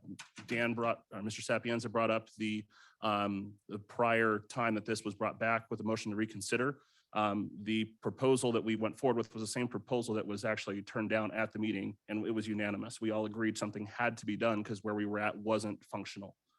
That is not the situation that we're standing in today. So to me, an agreement it either is an agreement or it's not. It's not an agreement that I'll keep later. It's not an agreement that I'll keep sometime. And so to me, I do find it unfortunate because to me, this basically tells me that our time was wasted in some ways, that we are choosing, this board's choosing not to follow the agreement that we set out to move forward because either staff doesn't like it or certain members don't like the outcome. We're going to choose to just go back and revisit the issue. So that's my major concern. The other concern that I have is a lot has been brought up about our reputation, which is something to consider. But I was not elected to represent CML. I was not elected to represent the state of Colorado. I was not elected to represent Larimer County. I was not elected to represent the city of Fort Collins, the city of Loveland, and the list goes on. I was elected to represent the people of Wellington. For me, I've heard discussion and I appreciate people from both sides coming out to share. I didn't have strong opinions. I don't think the grant is necessary. I think we hear about limited staff time a lot, and we have far more important things that will actually impact the residents than this grant that our time should be spent on. And so my concern was only that this really isn't something that's of huge value, and I don't think it's where our time should be going. Yet our residents came out very strongly and said, we don't want this kind of a grant. We don't want to work with this type of organization. And that is a part of my job, as I see it, is to represent the people that come here to speak to us. And so for me, it wasn't that, oh, I personally hate this company or do any of that. As our residents, and my job is representing them, not to be more concerned, because you then have to ask where you draw that line of, I'm worried about my reputation over my residents. You know, we saw a lot of that in 2020, where municipalities, government started shutting down businesses and things like that because they were worried about losing funding. So we are going to have to face that question as a board. How far do we go in saying we're worried about our reputation before we listen to our residents? Thank you. Trustee Teets. So I do want to mirror pretty much what John stated, but I do also want to, there are a few things that I would like to go over again, because I guess I'm not understanding. So this is not a matching grant, but there is additional cost involved in it. Correct, Hallie? The matching funds for the professional services are not necessary for the town to supplement, but there will be additional costs in the Spanish-speaking interpreter or any supplies needed for a community meeting. Additional marketing materials, time spent on social media posts, getting the word out there, correct? That would all be done internally by staff. Got it. But it would still cost us money on printing and things like that. Interpreter is $200 for a session when we do the town halls. And there's 6 phases in this plan. Yes, there's 6 phases, but there's not necessarily going to be an interpreter at every phase. Right, that we know of yet. Correct. Perfect. So, and a lot of this stuff we're doing, I keep hearing reports that we are reaching people with how we are addressing water conservation now. So we have people that are actively doing the leak tests on their toilets. We have people that are actively checking their smart meters. We've done close to, correct me if I'm wrong, over $1 million in smart meters here in Wellington, correct? I do not have that number on the top of my head. But Got it. Yes. So at the end of the day, we hire and pay a marketer. We hire and pay a management analyst to go out and target our residents, to figure out what works for them. I know it works for our residents. Knock on their door. Honestly, I can see many faces in here of people I have talked with face to face. So I have to agree that while the 250 hours is great and it's kind, I don't think it's needed to reach our residents, because this specifically targets the Spanish-speaking community, HOAs, and poverty level. So are we also going to bring in people who speak Mandarin and translate that, or German? So yes. So you're going, but is that a different payment? If to that is bring a in? request from a resident to have an interpreter, that would be a discussion to have an interpreter present for that. Got it. So there'd be possibly additional costs depending on the interpreter needed. So I think at the end of the day, what this does come down to is an agreement that our board sat and did agree to, but also at the same time, accepting this grant. And I have asked our town administrator what we are risking. And she said, right now, she doesn't know of anything. So we're not risking state grants. We're not risking federal grants. We're not risking local grants. We're risking possibly a grant on the communications toolkit package. So I feel that threats they aren't really received well in general from most people. But in general, I just truly don't think that this is something our town should be focusing on at this time. Honestly, we have no emergency backup plan that I have been made aware of, where if we don't have enough water in August, we don't have a secondary water source.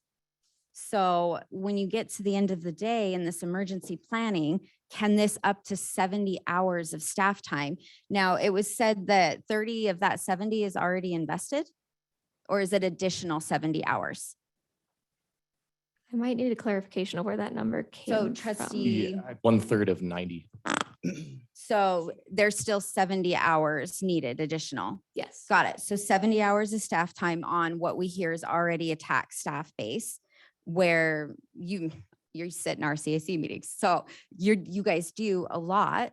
I get it that this has been budgeted in your guys' staff hours, but can those hours be implemented somewhere else where we're going to see a greater benefit? I don't think residents need to be babysat and told how to conserve water. I think that transparency that our board is speaking of is more of how much water do we actually have for our town? Are we overbuilding? Should we stop our building for a little bit? I think that when I've spoke to residents, that's the transparency that they're speaking about, not how you're getting that communication out there, but they want the nitty gritty. Where are we at really in our town? Is that just what I have gathered from residents I have spoke with? Trustee Wiegand. I'll be fairly short and sweet on this. How many people are we going to actually be contacting on here? I heard 100 plus the HOAs and stuff. Is that what it is? The 100 is just a benchmark. Part of the grant application required like a quantitative benchmark, and our goal was to reach at least 100 new people that we haven't heard from in the past related to water conservation. So that's where that number is coming from.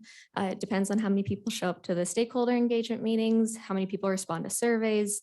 I don't know what that number is going to look like. Okay, so it can be a very small amount or a very big amount, either one. Okay. Can you give us an idea? I know I've heard that we're in jeopardy of losing a lot of grant money. What kind of grant money would we lose in this spot? And from reputation or whatever else? I mean, just give us an education on this. I can't speak to other types of grants in the sense of us losing funding because we didn't allow or we didn't approve this grant itself. I think some of the conversations I've been hearing has been a relationship conversation. The water conservation community is relatively small, so different organizations talk to each other. So I think that might be where the reputation conversation is coming about. But there's nothing necessarily in writing that says you will not receive grant funding because you did not accept this grant. I think is that the question you were asking? Yeah, kind of. Okay. Right. And, I think one of the best conservation tools that we got right now is what we've already done with our rates that we're charging now. I mean, every time you turn on the faucet, every time you wash your dishes, every time you flush your toilet. I mean, we're all reconsidering right now. Have we taken any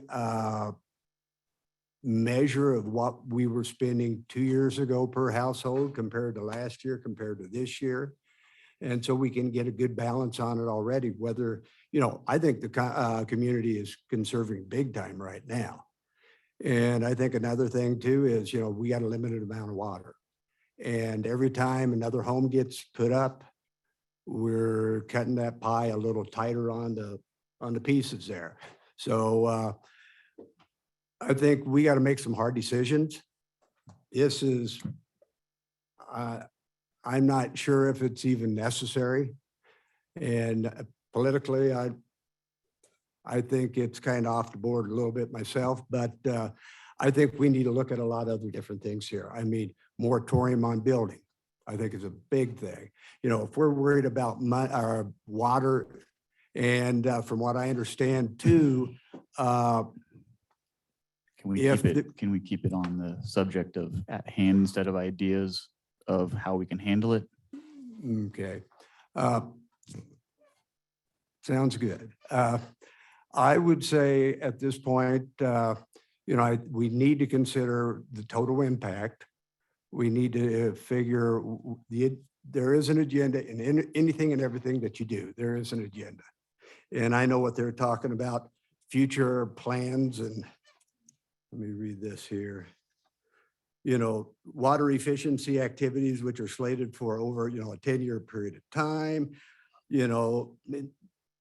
There's a lot of different things that's going to be happening. So we're just going to vote. We're going to figure out which way we're going to go here, and we got to vote our conscience. So thank you.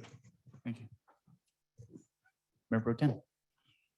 Hallie, thank you so much for all of your hard work, for your communication strategies, and for upping the professional level of standards for communication models brought to the community for some of these difficult discussions.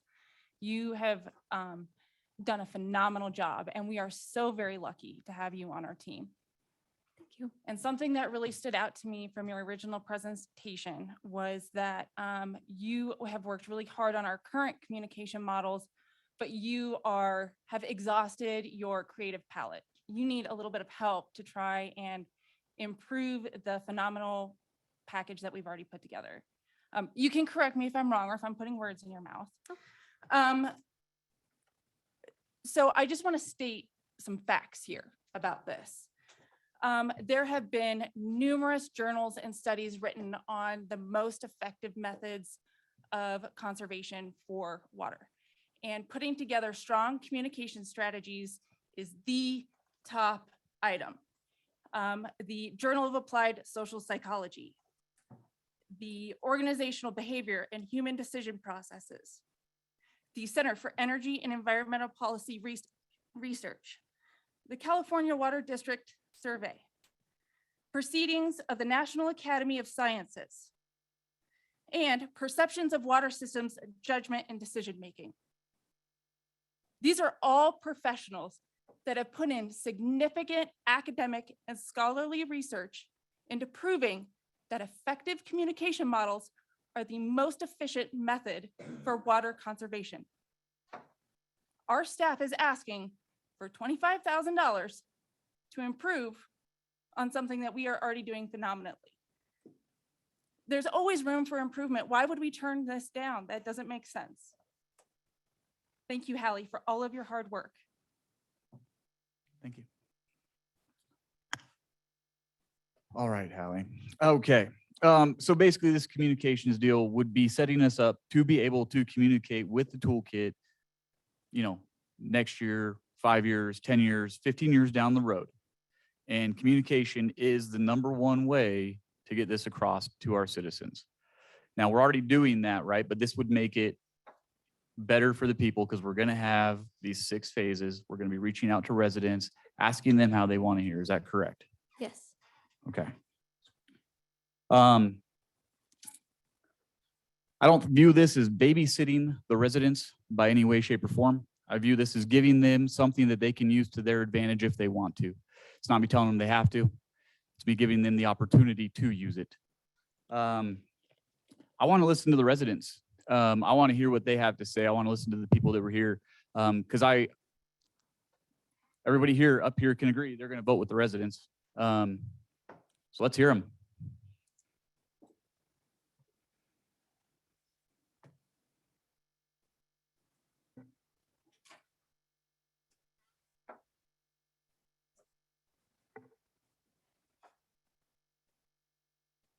Mayor, trustees, thank you for giving us the opportunity to speak tonight. I think that is valuable. In fact, just kind of interesting how this is our theme. I'm Linda Knack, 4214 White Deer Lane, and business owner. I was surprised after I heard that this grant was voted down, and I couldn't quite understand why. I heard some, rumbling, so I went in and did some investigation on myself on the WaterNow Alliance and led me right to the state of Colorado. And, it is resources that we are getting from, these different entities that do help us. And I'm almost, though, more alarmed by what I heard tonight, in that I'm hearing things about babysitting, and it's not important for us to provide interpretation to maybe citizens who don't speak, English. And I think it's a reality. We're not going to provide it to everyone, but we have quite a large Spanish community right now. And any way we can do to help that situation out, I think is very much a benefit. And my question is, why on earth would this be denied? You have a tremendous staff that brings recommendations to you as a board. And I would really hope that it would, as trustees, you would take your staff and trust them in what they're asking for, because it is a staff, they are working on this as, it is their time that's being done. So I do appreciate the oversight, but I'm also asking a little more trust in, this great staff that has actually been appointed to our town. Thanks. Hi, everyone. Christy Cannon, 6886 Mead Street. And this is point number 2 that I started to talk about earlier. But I was talking about how the board's responsible for driving economic growth and environmental sustainability. And really, to the point that was just made, this town staff worked really hard to secure a grant, and it's not easy to do that. And we all know that. And considering the water rates, the issues that have been so public and so controversial, this board voted it down, this $25,000 grant. And this grant was meant, as we just heard, to help ease on water usage in terms of getting better communication out to the community so that they can make more informed decisions. And we all know that the communication is one of the hardest things to address in general around anything. This grant required no matching funds. That's unusual. You usually have matching funds that the town or a group has to contribute. So why? I don't understand why we voted this down. Local businesses have seen the positive impacts of grants.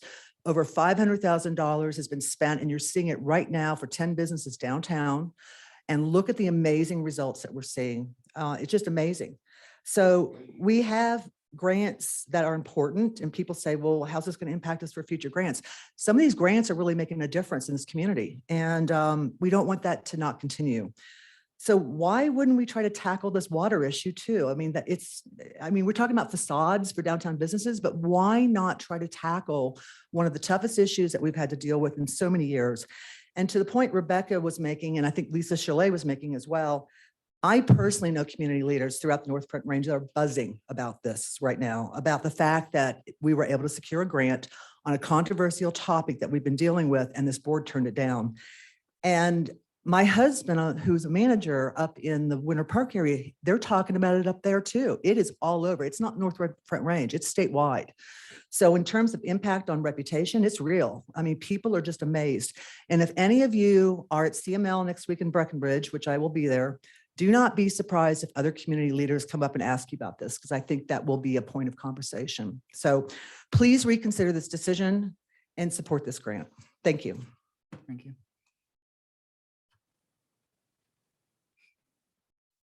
Lowry Moyer, 3814 Harrison Avenue. I don't understand how anyone, well, first, I'm sorry. I would just like to thank the mayor and trustees for bringing this back for reconsideration. I think that it takes a great deal of bravery and courage and integrity to realize when you may have made a mistake and say that publicly. So I appreciate that. And that's the type of leadership that I would hope that we would have.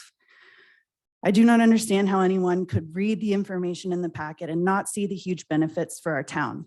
Look at the facts, especially when a hot button word with all the new trustees is communication, especially to those who suffer from language barriers. How are they not as important and deserving of being reached? Second, there has been much discussion about numbers on the WaterNow Alliance website being just numbers. They're organizations that get the integrity of a brand and the information, they vet those. They vet what is put out to the public. Numbers are rarely just numbers. Also, if other funded and supported municipalities have spent additional funding on conservation tactics after participating in similar programming, it is because they are prioritizing conservation of a valuable and life-giving resource. On the issue of staff time, I would say staff may be overworked as a result of having to walk through complicated material with those that need a little extra help. Speaking to the possible ramifications we may see from denying an awarded grant, we are not talking about federal, state, or local municipal dollars. We are talking about grants from funders that have much more flexible and less restrictive policies that guide their decision-making. Those funders will not spend the valued time to review our application simply because they do not want to waste their time. Time is valuable. Our reputation is everything. We need to prove that we are worthy of their time and dollars. Thank you. Thank you.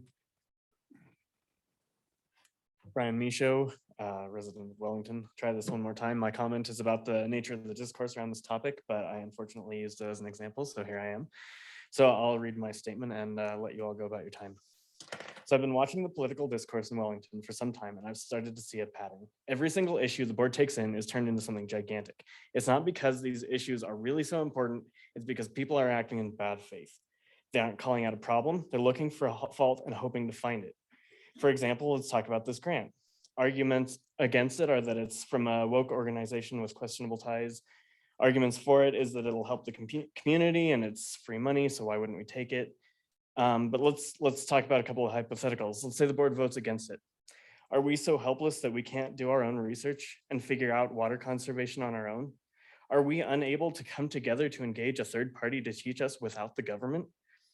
Take responsibility, Wellington, and do what you need for yourself. On the other hand, do we think our fellow citizens are so foolish that one woke organization is going to sink our city? If so, then we've already lost and we should pack it in and go home right now. So of the members of this board that I've personally talked to, most have stepped up to serve because they saw a need. Personal ambition was not among their reasons for entering this election. Let's stop pretending that the board has hostile intentions and look to ourselves instead. Thank you very much. Thank you.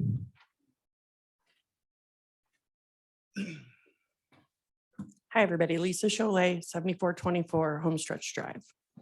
So I want to address a couple things but preface it by I am a sitting member on the Water and Sewer Roundtable and a former member of the Sewer Rate Roundtable, where we prioritized a lot of things and gave recommendations and kind of like directives to the previous board. And one of the top ones on there was communication, that it was sorely lacking, and it has changed to a degree. We got postcards warning people about sewer rates. People occasionally check their paper mail, which is good. And I thank you for that. But I also am the champion of safe routes to schools, which in that process, I'm currently fighting on one front with people behind me to secure more safety for our school in the way of SROs. But the bigger part of that is securing grant funds to improve sidewalks and streets in conjunction and partnership with the town. And when we're talking about some of those grant funds do come from non-municipalities and federal governments and all that, but smaller things, I do worry that this reputation that we're kind of gathering because people like to talk could impact us. And I don't want it to impact the ability of my kid to get to school or our kids to be able to ride their bikes somehow, even though there's a railroad crossing in the middle going to the high school. But we have 2 other campuses to consider as well. It's bigger than just the one school. But I would like to point out a couple things. My friend, and I think I can call her that, Miss Andreen, every meeting she comes to, she asks for better communication, like every meeting. So that tells me there is a need, it is necessary. And I liken this grant to kind of a treasure hunt, which if you saw my response to something online, you already know this, but right now as a staff, they're doing an amazing job digging holes everywhere, trying to find a way to find the best communication in our town. And it's taking them a lot of time and a lot of effort, and that time and effort could be spent better. But we have an opportunity to go grab a guy with a metal detector that can kind of point us in the right direction. And yes, this is about water conservation, but this toolkit can be molded to fit so many other things about communication in this town. It doesn't have to just be about water moving into the future. I mean, it really is a gift. And I would like to point out that while we're championing transportation in partnership with the Hispanic community, I think it's important that we champion communication with them as well. Almost 5% of this community at the last survey spoke Spanish as their first language. That's a lot when we're a town of 12,000. People that showed up here, I'm excited. This is a very, very small select amount of people in our community, and there are a lot of people that have no idea this is going on. So I would just ask that you pass this grant. Let's say thank you. The staff worked hard on it. Let's not make that a waste of time at a previous board's direction, but embrace it and give new direction moving forward on what you'd like to see and move on. Thank you. Thank you. So again, my name is Eric Hayes. And, so I'll be the lone voice that if you are choosing to vote against this thing, I'll give you one citizen that'll stand here and say, please don't. And the reason I would do that, Mr. Mason, speak directly to your comments when you opened up. You said that you voted against this and the board voted against this because they knew that the ideology behind the organization was questionable. No one on this board has said, or no one in front of me, or none of the information that I've heard here tonight has shown that anyone has come to a different conclusion, right? All the conclusion seems to still be, now we just are going to get the money to what, $25,000 to make better flyers or emails to tell me how to check my toilet, right? And suggest to me, I understand not babysitting, but suggest to me. And the question is, it was brought up, a woke organization. We're looking at organizations that are willing to give us as a town $25,000+ and not just us, but every town up and down the Front Range that's excited to get that money so they can make better flyers or better emails or better Facebook posts. Why would they do that? Remember, if we open the door to things, we got it for years to come, and we don't know what we get with all of it. And we know, just like we've seen in all kinds of other things that are going on in our society, they seem innocent, they seem just compact, and then other things come in. You can't even watch a movie with your children anymore without something being snuck in and taught to your children. There is an agenda. There is always an agenda. And anyone that's willing to give you $25,000 of their money to the tune of millions of dollars, if it's multiplied by city after city after city, is trying to pay to accomplish an agenda. And it might be water conservation, but you've already made the mention, Ms. McDonald, that we're doing an excellent job. And we also have our bills to help us make that decision. So I'm asking that you would not vote for this thing. Thank you.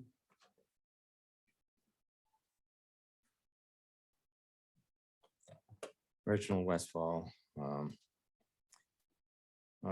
My big question about this whole thing, everybody is talking about the free money. Well, there is no free money. And we've already spent, nobody gives a number of how much dollar money we've spent already on this stupid thing. Okay. And how much more is going to come? And for 100 people and 100 just so limited focus. And it's almost an insult to the Spanish people that they don't know how to conserve water. Come on.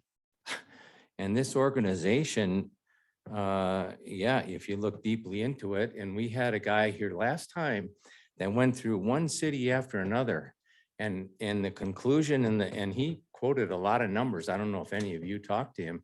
And in every single case, there was no significant savings, if there was at all. But yet those towns spent all their personal money for this $25,000. So what was their net gain, I wonder? What was their net gain? There was no net water saving gain. There was no net gain, just going through the motions. They stick out the carrot and you take it and then you're stuck with it. And and all these ifs, you don't know what's gonna, where it's gonna progress to. Well, this is like it's already been said, it's a marketing company, and they have an agenda, and you're going to be attached to them, and then you may have difficulty detaching, and it just makes no sense to me at all. And regarding the parliamentary issues that we had at the beginning here of this whole mess, well, there were some issues that were parliamentary at the very beginning of this board being sat, and some of the first things they did, okay? And if you don't follow the rules, and these are new members on the board, okay? And if you're gonna hold them to the new rules, then you're gonna hold the experienced people to the rules too, and whether you knew the rules or not, gee, or you just did it that way, It's like getting stopped by the traffic cop. Well, you know, I always drive 70 miles an hour or 5 over in a speed limit, you know, I just do that. Well, that isn't the law.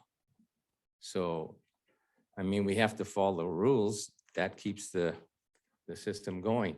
If we would have followed the rules, okay, we wouldn't even be spending all this time, hours and hours.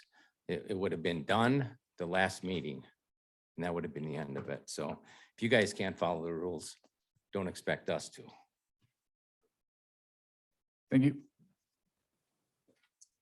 Again, Blair Peterson, turns out I'm kind of long-winded, so I just made points and it's not going to be cohesive, but I'm just going to go through them. I think that the idea that the Spanish-speaking community would be offended, that they don't think that they know how to conserve water, is literally laughable. There's a lot of talk on other boards about how important it is to make considerations for people in the ADA community and other communities. And all of a sudden, we shouldn't consider the fact that 5% of our population speaks Spanish. Like that's not worth spending money on. It's not worth having interpreters for them. I find that incredibly offensive and again, laughable. I think that this board has made it known publicly in many different avenues that they value public comment and they want to support the people and what they have to say. And yet you had the opportunity to get public comment tonight, and there are members of this board who tried to stifle that. They didn't want to hear what we had to say. I think that a lot of our board members create an echo chamber for themselves, and they are surrounded by people who only say the things that they want them to say. And then that gets brought to the board, and then that's the voice of the public, and that's not the case. That makes it abundantly clear that this communications package is so desperately needed because our board struggles to communicate with the residents of this town. I am in this town speaking to board members, speaking to business owners, speaking to town staff on a daily basis. And there's so much that goes on this board that I don't know about. I'm active on Facebook, I'm active on town websites. And even I don't know what's going on because our town struggles to communicate effectively with all of the residents. I think that the lack of turnout in elections, and even though this is a large board meeting, the lack of turnout in board meetings shows how poorly our town is not communicating with its residents. And that's not because they don't want to, that's because they're up against a wall and they don't know how. So accepting this grant now to communicate water conservation effectively will benefit us so greatly in the long run. Just like the reputation piece of it, accepting this grant is bigger than just this grant. The long-term implications for our town are huge. I've heard a lot about concern and wasted money and staff hours. Like Hallie said, our town is already doing this, but they're doing it ineffectively. So they're not spending any more money. They're not spending any more hours. We're just supporting them so that they can spend the hours that they're spending more effectively to communicate with people better. Why is that a bad thing? The thought that the ideology behind this organization is everyone agrees with that. No, everyone doesn't agree with it. People don't bring it up because it's irrelevant. Brian brought up how the board has full oversight. We're not allowing an outside organization to come in and take over our town. We're allowing them to use their resources to provide us with a toolkit that we can use to make our town better. Thank you. Thank you. Hi, Kelly DeVries again from Thistle downtown. So one thing I want to mention too is being a business owner and having a home here. So we're double paying for water and everything, and we get hit really hard with it. And I'm sure you guys are all aware water is not a partisan issue. I mean, it is going to affect us all, whether we like it or not. And the last disaster struck and we weren't ready for it because the trustees and the former trustees, not you guys, hadn't pushed forward the tax rates that we needed to slowly be adding on to. So I really want you to consider redoing this. And Brian, I see, I struggle with saying things politically correct. Good on you for having the guts to come forward when you felt like you might have done something wrong, because that's really, really hard to do. So I'm so glad you guys are reconsidering this. As a business owner who is benefiting from the Main Streets grant, I can tell you how much time and energy goes into writing grants. My portion of it was so tiny compared to what the whole town staff had to do. And they are so wonderful in pushing forward and helping me create a better future for my business. So I think every grant we can take, let's take it. Let's run forward with these things. We can stop things if we feel it's becoming someone else's agenda we don't agree with. We can stop it. We can say, no, this isn't where I wanted my money to go. I get this choice. So it's not like you're going to be running forward with something people are pushing on you. All right. Thank you. Thank you. My name is Hallie McGinnis. I live outside of town, so your guys' water problems really don't affect me. I am a realtor in town. And where that does affect me is what you guys are doing to the housing prices. So if our water goes away, so does every ounce of equity in your home.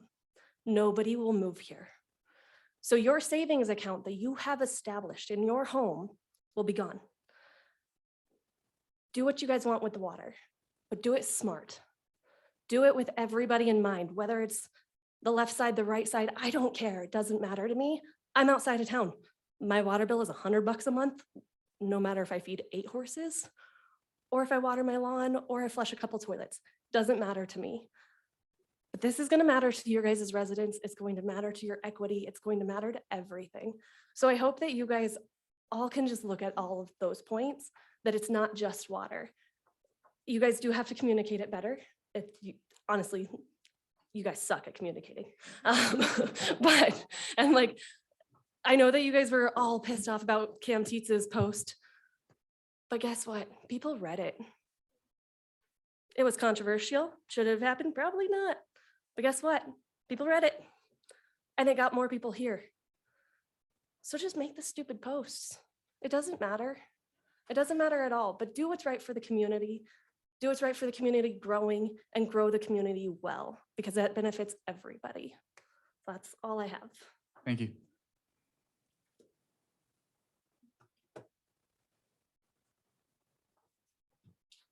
Jesse and Doreen.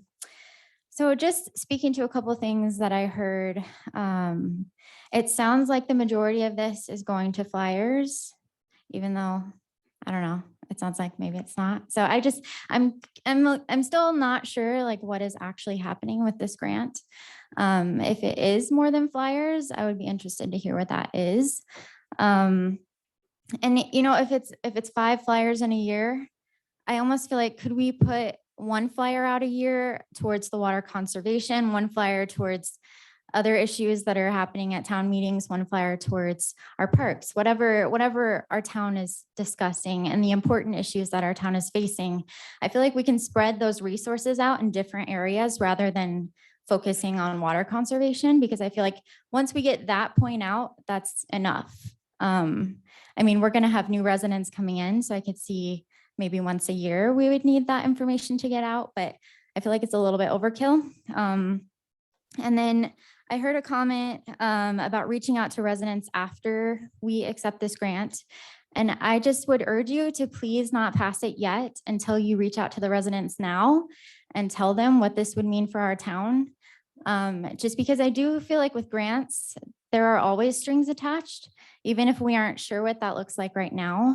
And I think it would be beautiful if our community could have more of a say in what that looks like, or if it's something that our town even really needs, because we do have a lot of issues. So, and another thing that I've just kind of noticed with all these comments is there's so much passion and aggression towards accepting this grant. And there's passion and aggression on both sides, but it makes me wonder why. Why is this grant so important? That is a little more concerning to me than the grant itself. And, you know, I think there's a lot of talk about how this isn't political, it's not right or left. And I would agree with some people that it is more right and left than we care to realize, because with this grant itself, I looked up a lot of information with the organization Multiplier that supports WaterNow Alliance, and it seems very on one side. So I'll just say that. Thank you. Thank you. Hi, Melanie Murphy again. I just wanted to say that if you guys do say no, vote this down, that I request that you give us exact reasoning as to why you chose to say no. Thank you. Thank you.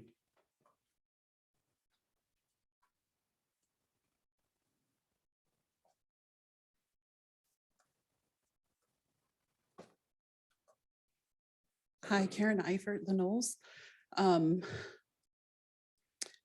just going to say what I had said before. I really appreciate people reaching out for water conservation. And I know that the town employees have worked on it for a long time and have been working on it for many years. And I just want to point out the fact that you can tell people how to conserve water, but they're going to make that choice themselves. You cannot say, hey, here's everything that we're presenting and you will follow these rules and you will conserve like this. That's just not going to happen. I don't know how to say it anything better than, have you ever been on Let's Talk Wellington and have two people agree about something and have everybody else agree with it at the same time? It just doesn't happen. It doesn't happen in Wellington, but it doesn't happen around the world. People in Wellington are very passionate about one side or the other, and they will stick to that. And it seems like it's the hill that they will die on. And I really hope that this reconsideration for this grant is not the hill that this board is willing to die on, because there's so many things going on in this town. We do need a secondary water source. We do need to work on our streets. We do need to work on inclusion in our community. And something was said about the cost of translation to Spanish. And I think that was just brought up as there is an extra cost for this, because I'm confident that if anybody needed Spanish translation, that is covered under American with Disability Act. No, it's not. It's covered under something else, but you could talk to the town employees. I've reached out to the town employees like Kelly Huddling and Stephanie something Anderson, thank you. And I've made those types of requests for different things. Just like if I reached out to them that I had 3 or 4 people or even one person who was deaf in this community, and I asked for interpretation, if they wanted to come to this meeting today, then that should be allowed for that as well. It's not just for this WaterNow Alliance that the translation's needed. I actually highly believe that we need translation for anyone who comes to the mayor or to Patty Garcia or to whomever on the town staff, that be available so that they can come and participate in this town. It's not just this one issue. So I don't want everybody to think, well, it's only going to be provided for this WaterNow Alliance.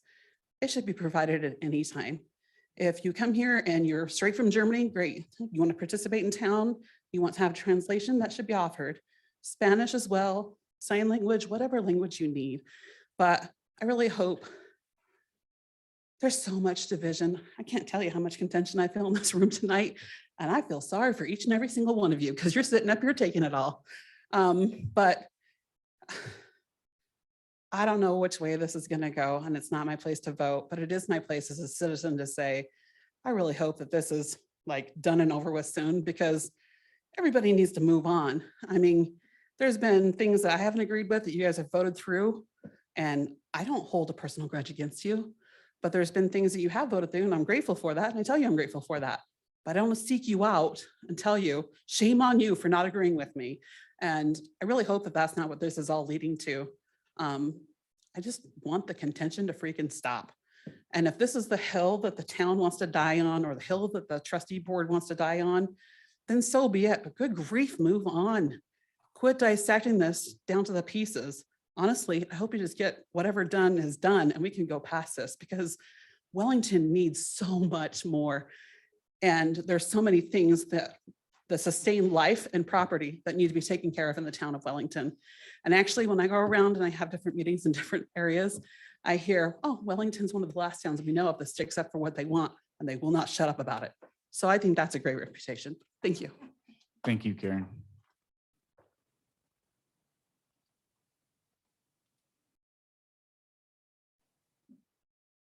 I promise I'll be brief. Barb Holtgren, Viewpoint. I came tonight really to gather information because I don't know a lot about the water issue, but just in hearing, I feel in the first place, I would love to see you all vote it down as you did 2 weeks ago or a month ago. I feel like water conservation, Trustee Wiggin, I think some of the strategies that you said were in place to help us conserve water are pretty legit, like the increased rates. I feel like there's a lot of the focus of the conversation has been communication and water conservation. And those are two separate issues, the need to communicate.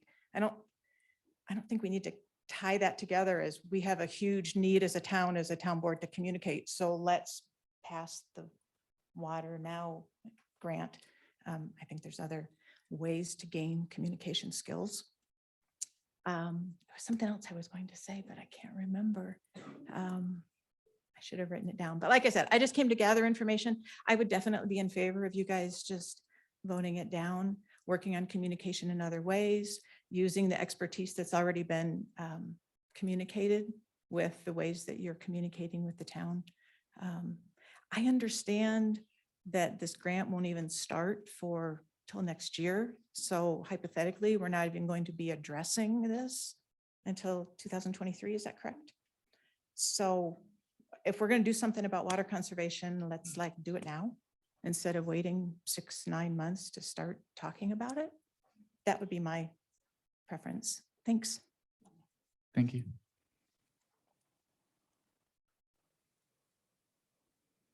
All right. Are there any final comments from the board on this item? Trustee Gator. Got to put me up at the front. I appreciate the members of the community coming out and speaking. I'm at the moment going through the list of everyone that spoke I appreciate people speaking on both sides of it. Again, really my issues on this come back to the major focus on our end of we had an agreement. And unfortunately, it appears that we no longer have an agreement. And that's the part I find unfortunate. And I'm sorry to see that happen. Thank you. Trustee Dietz. So I do want to thank everyone for coming out and speaking, whether you're on one side or the other. This was, for me, this wasn't a political thing. This was, I am a conservative in nature, which means I don't typically like to spend money unless we have a very good reason to spend money. This mainly stems from, we do have some kind of communication going out. We've had an ordinance since 2003 that's never been enforced. No one's ever received a fine. Nothing has ever happened with it. Our board has stressed that they are not comfortable issuing those fines with the ordinance. So we're going to do all of this work, communicate all of this need, but at the end of the day, residents are still going to have their own choice on what they want to do with water. They're not going to watch their landscape die. A lot of people, I have seen some yards, so kudos to the ones that have the yellow yard, because I do realize they are conserving water. But again, at the end of it, we can do all this, spend all this money and not accomplish what the aim or goal of what the WaterNow Alliance was aiming or the goal to accomplish. So I do want to thank, again, everyone for speaking, but I also want to thank those that don't want to actually show up here because they are intimidated to show up for fear of being bullied by specific people. So we have a very long list here of emails we have received asking us to vote no. And if anyone would like to contest me on that, I have received 4 emails asking me to vote yes, and at least 20 to 30 asking me not to, people not sitting in this room. It's pretty serious when residents speak. I was put here by you to represent your wishes. That's all I have. Thank you. Trustee Wiegand. Want to thank, excuse me, I want to thank everybody for showing up. It was very interesting. And we got a great community here and love all you guys. And, it's kind of interesting. We started our water restrictions May 1st. I haven't seen any of the signs up yet in our communities yet, at least over in the meadows. And I mean, they're watering all. I'm trying to do mine because I'm a trustee and I know I'll get busted pretty quick the way it's supposed to be, but I see water running down the road all the time. But again, it's following up and taking care of what you pass. An ordinance is an ordinance at that point. But whichever way it goes, we got to stand behind what the city does. And, hopefully it's going to be right for the city, whichever way. So thank you. Thank you. Mayor Pro Tem. Trustee Mason. Okay, so I did want to just clear up a couple of things here really quickly. The fact is, the Hispanic community actually has approached us about communication specifically during the town hall. I believe Trustee Kinney and I were the only ones that actually made it over to their table to discuss it with them. That being the case, again, the fact that town staff is looking for assistance in these types of things, and again, I do want to address the concern that we were talking about additional marketing or something like that. We are not talking about that. What we are talking about is supplementing the existing information that we already send out. Those are dollars that we're already spending. We're not talking about additional flyers. We're not talking about additional stuff. We're talking about, at this point, supplementing what we currently do. Now, if we want to talk about additional flyers down the road, that's a completely separate conversation.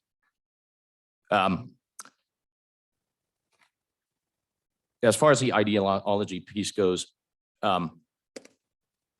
again, that was the reason why I voted no on this in the first place, but really taking that back, I have to say that from a local government perspective, and from what we're looking at here as far as this goes, the fact that when I heard from the administration that we can have full oversight of this deal, immediately said to me that that concern is 100% mitigated. In fact, I would invite y'all to hold me personally accountable if there ends up being some ideological weirdness being sent out in our water conservation stuff, right? I mean, that just doesn't make any sense.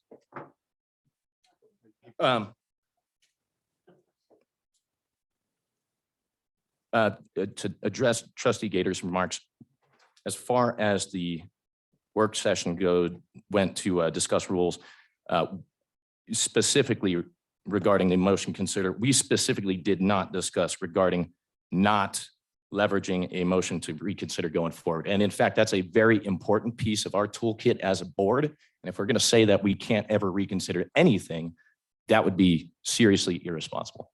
So again, I said at the very beginning of this, I do not intend to bring anything like up like this all the time. It is my intention that, I really felt like I didn't have all the pieces to this puzzle, and now I feel like I do.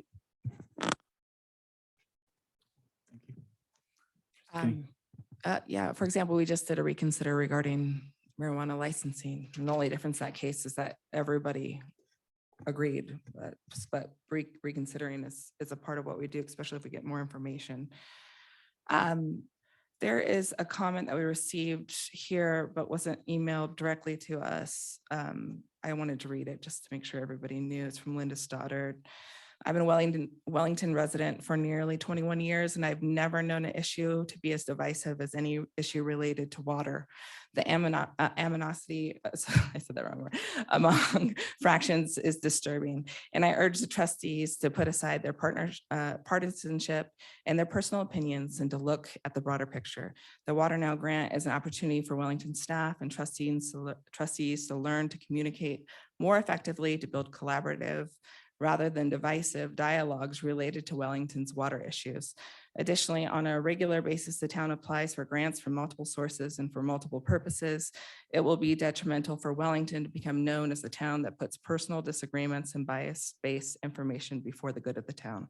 I urge the trustees to accept the WaterNow grant and to embrace the information assistance that the Alliance has to offer.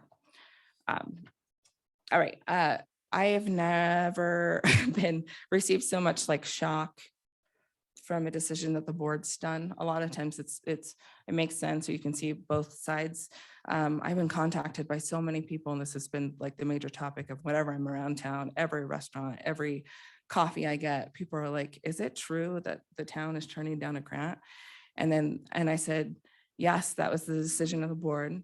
And then the follow-up question is, I didn't realize that when the town was awarded a grant, I needed to go out of my way to provide support for them to accept that grant. So I think a lot of in the beginning phases when we this first came to our board, a lot of people who would be in favor of it didn't go out of their way to say, yes, please do this, because it was an assumption that if you receive a grant, that's cause for celebration, not for debate.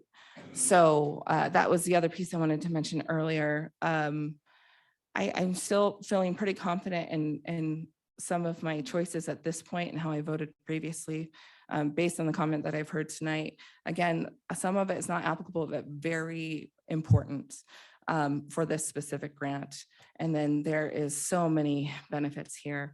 And a lot of comments about flyers or whatever the case. I think that was one example. A communication toolkit is people go to college for communications. It is not a flyer. It is a strategic plan to communicate, to engage, to educate. There are so many pieces of communication. People are really underestimating the purpose of communication.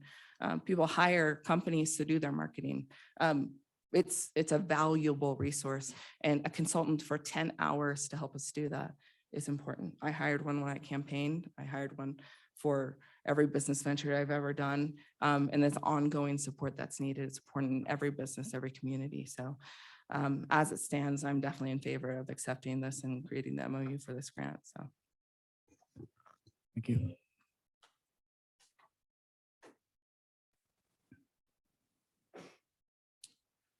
So my final thoughts on this, I was elected, I was going to work for this town, the entire town. I am a servant. I'm here to serve the people, give them everything that they can utilize at their need. It's not me sitting here, up here making a decision saying, oh, you need to follow this conservation thing. It's like, if you would like to, here's the information, here's how you can go about it. I'm never going to be heavy-handed by any means when it comes to that. So it doesn't take away our choices. It gives us options. And that's what this town needs. We need options, especially when it comes to water. I want to be one of the last people to cry wolf when we're sitting there crying about water, how we need this, we need that, we need this. And then when we get it, we're like, nah, we don't need it. That doesn't look good. Doesn't look good at all. When it comes to the agenda behind it, I would have to say we hold the line. If they throw something in there, we don't have to use it. It's a toolkit that we are given that we can utilize if we want to or not. It gives us the option. It's been pretty disheartening to hear certain trustees threatening other trustees about possibly not protecting them from recall votes and things of that nature. Pretty disgusting. Sad to hear it. But I'm in favor of it. I was in favor of it from the get-go because I'm in favor of this town and I'm in favor of the people. There are no further comments. Can I get a roll call? Or can I get a roll call on the motion?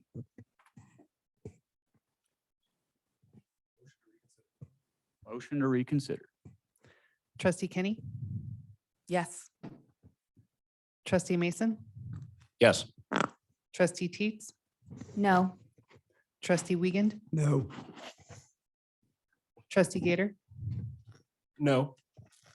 Mayor Pro Tem McDonald, Yes. Mayor Shosse. Yes.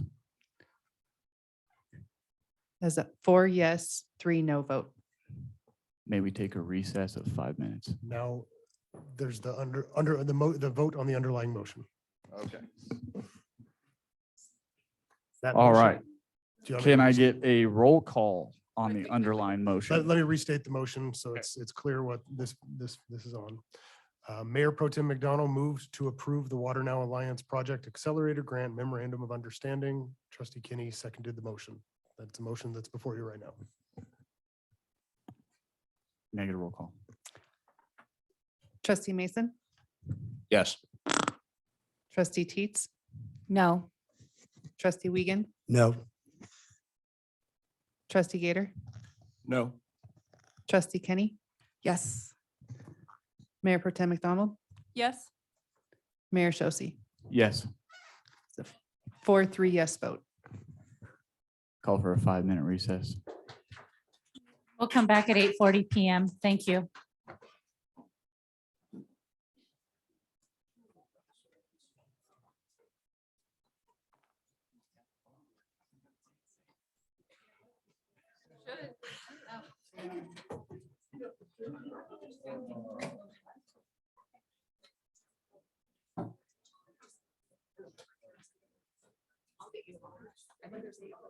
Yeah.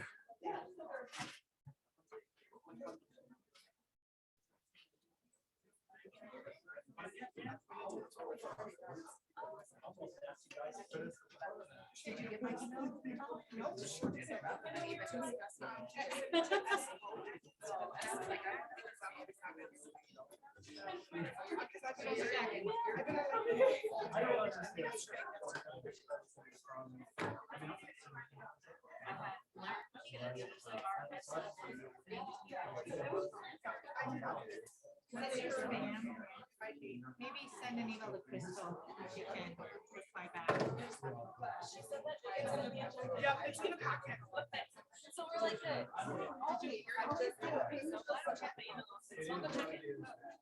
lot of times our emails get thrown in spam. And the only way we can fix it is to have somebody send us an email, we can respond back, and it kind of clears it out. So maybe if you send Crystal an email. Yes. I walked it. We were just waiting to hear that. We were waiting to say it. Right.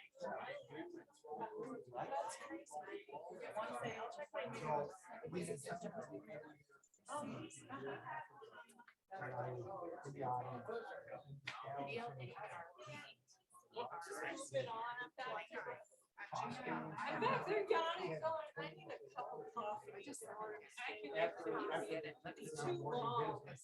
I'm just here. But it's like way down here. I'm like, can we just skip it? Like, this is up to the top. So I know I was.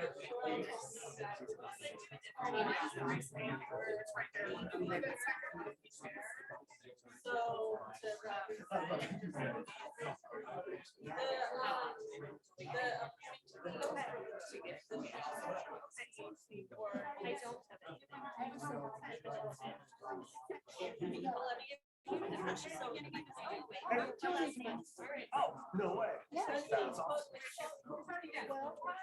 Crystal, do you have the agenda up? Show her where the CAC appointments happen. I don't know that. It was, so our consent agenda. It was on our consent agenda.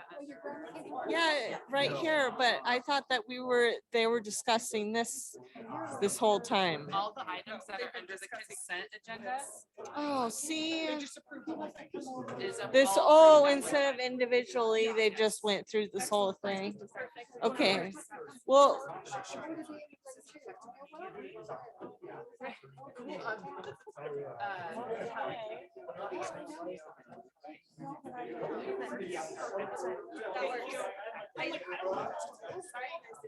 No, it's okay. Just went to my spam, which is super weird. But I'll send you an email. That way you have my email. Okay. Yeah. That way it's done for you.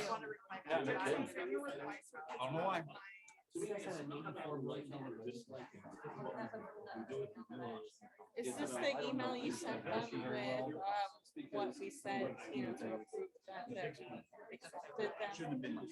with the wording that we don't. We can. Well, I mean, well, I just let them know they were gonna be on. oh, okay.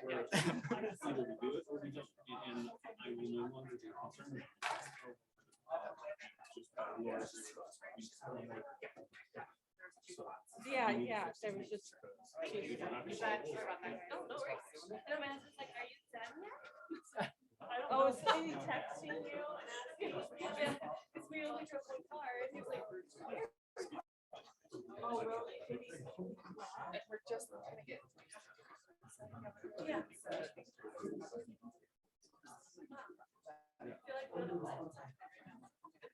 So when will their start? Okay, so I know that Blair won't be able to. So she heard her name.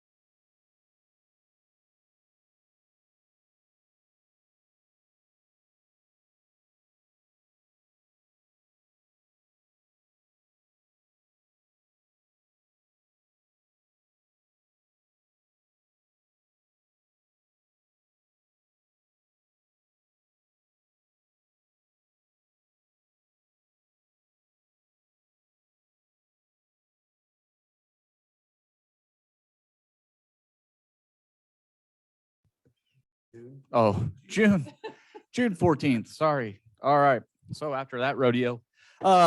Next is the deliberation in consideration of the ordinance to annex the land property after the public hearing that was held on May 24th. Mr. Byrd. Thank you, Mr. Mayor. Cody Byrd, Planning Director for the town of Wellington. Just kind of want to highlight a couple of things and ask for a comment from the town attorney as well. This was a continuation from the May 24th meeting. At the May 24th meeting, the town was presented with an application request for annexation of a property along 6th Street. In an annexation proceeding, the Board of Trustees conducts a public hearing. That public hearing was scheduled for May 24th. The public hearing was conducted May 24th and public testimony received, and the public hearing subsequently closed at May 24th. Mr. Byrd. Yes, sir. Do you mind shutting that door, please? Well, thank you. Thank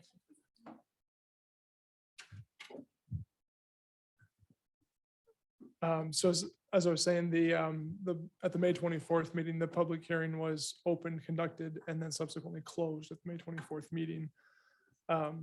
There in your agenda packet, there was a link to a YouTube recording of that meeting so that anyone could review that public hearing as that information was presented at that meeting, as well as the information contained in your staff report packet.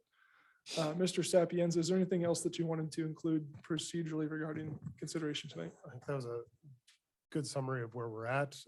In making a decision on this item, it needs to be based on the record, and that record was created at that public hearing. It also includes the items that are in the packet. So certainly if you've watched that video, and Trustee McDonald, one of the questions from the last meeting was you had missed the public hearing portion of it. So if you've watched the video, that might be good to discuss that you have watched that and you've seen the same items that the rest of the board has. At any public hearing, it's important for the board members, they're sitting as in a quasi judicial role to disclose any ex parte communications that they may have had. I believe at the last meeting, I mentioned that between then and now, which seems like a long time ago, to avoid any ex parte communication. So certainly we should start this out by backing up and having anybody disclose any additional ex parte communications that you may have had regarding this agenda item. Do I need to discuss the conversation we had as far as meeting minutes and changing property owner name? We were discussing the record itself, so. Okay, perfect.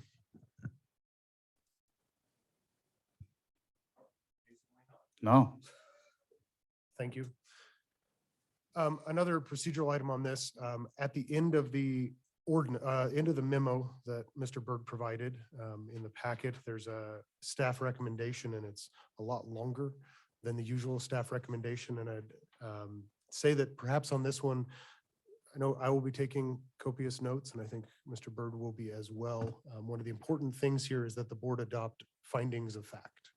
And so this is not simply moving for a resolution or an ordinance, need to approve or deny the annexation request, adopt specific findings of fact from the record, assign a zoning district classification, and take action on the ordinance itself. So as we take notes, I'm sure we'll be able to help craft that motion as necessary. But in this deliberation, Mr. Byrd's here to answer questions. I'll answer it if I need to, but mostly I'll be taking notes.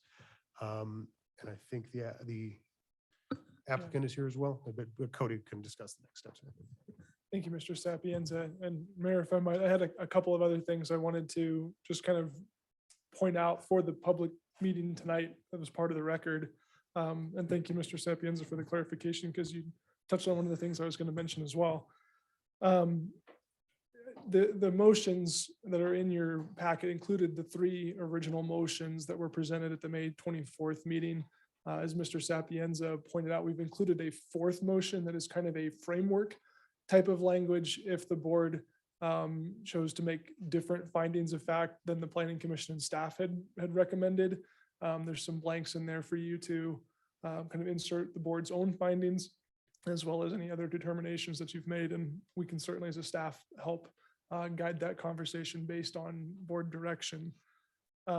Just as a reminder, and then Mr. Sapienza touched on it, When you're doing an annexation proceeding, you have a couple of things that the board has to accomplish. You have to either approve or deny the request to annex.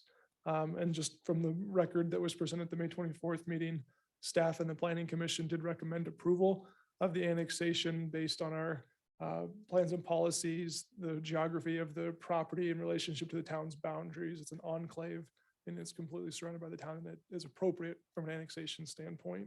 And some of those further details are included in your staff report that was the record. The other piece is the findings of fact, which establishes the basis for zoning. When a property is annexed into the town, it loses its county zoning designation, which it is currently under, and it is assigned a new town zoning district classification. So until that zoning designation is assigned, it wouldn't have zoning, it wouldn't have rules and regulations under which to operate. So that's a procedural element that the board needs to do as part of an annexation proceeding, and you have some options for how you can go about doing that, including the findings from the staff and planning commission recommendations that were based largely on finding one, the existing character of the neighborhood and surrounding areas, finding number two, the existing zoning of the surrounding areas, and finding number five, which was the length of time that the property has remained vacant as zoned. There's probably a number of reasons why the property has been vacant, which the planning commission discussed and included in their recommendation. But certainly the zoning is one factor in that would allow additional redevelopment opportunities to possibly clean up a site that's a high visibility area and in need of some attention. So those were the recommendations from the planning commission and the town staff, which included approving the annexation and recommending C3 mixed use commercial zoning for the property. I'll flip my page for a couple more notes. We discussed the motions. Town staff's recommendation is motion option number 1 in your agenda packet, which is how the draft ordinance was put together based on prior recommendations. If the board wanted to make changes to that ordinance, we would discuss that with you and make sure that your motion can reflect any changes desired.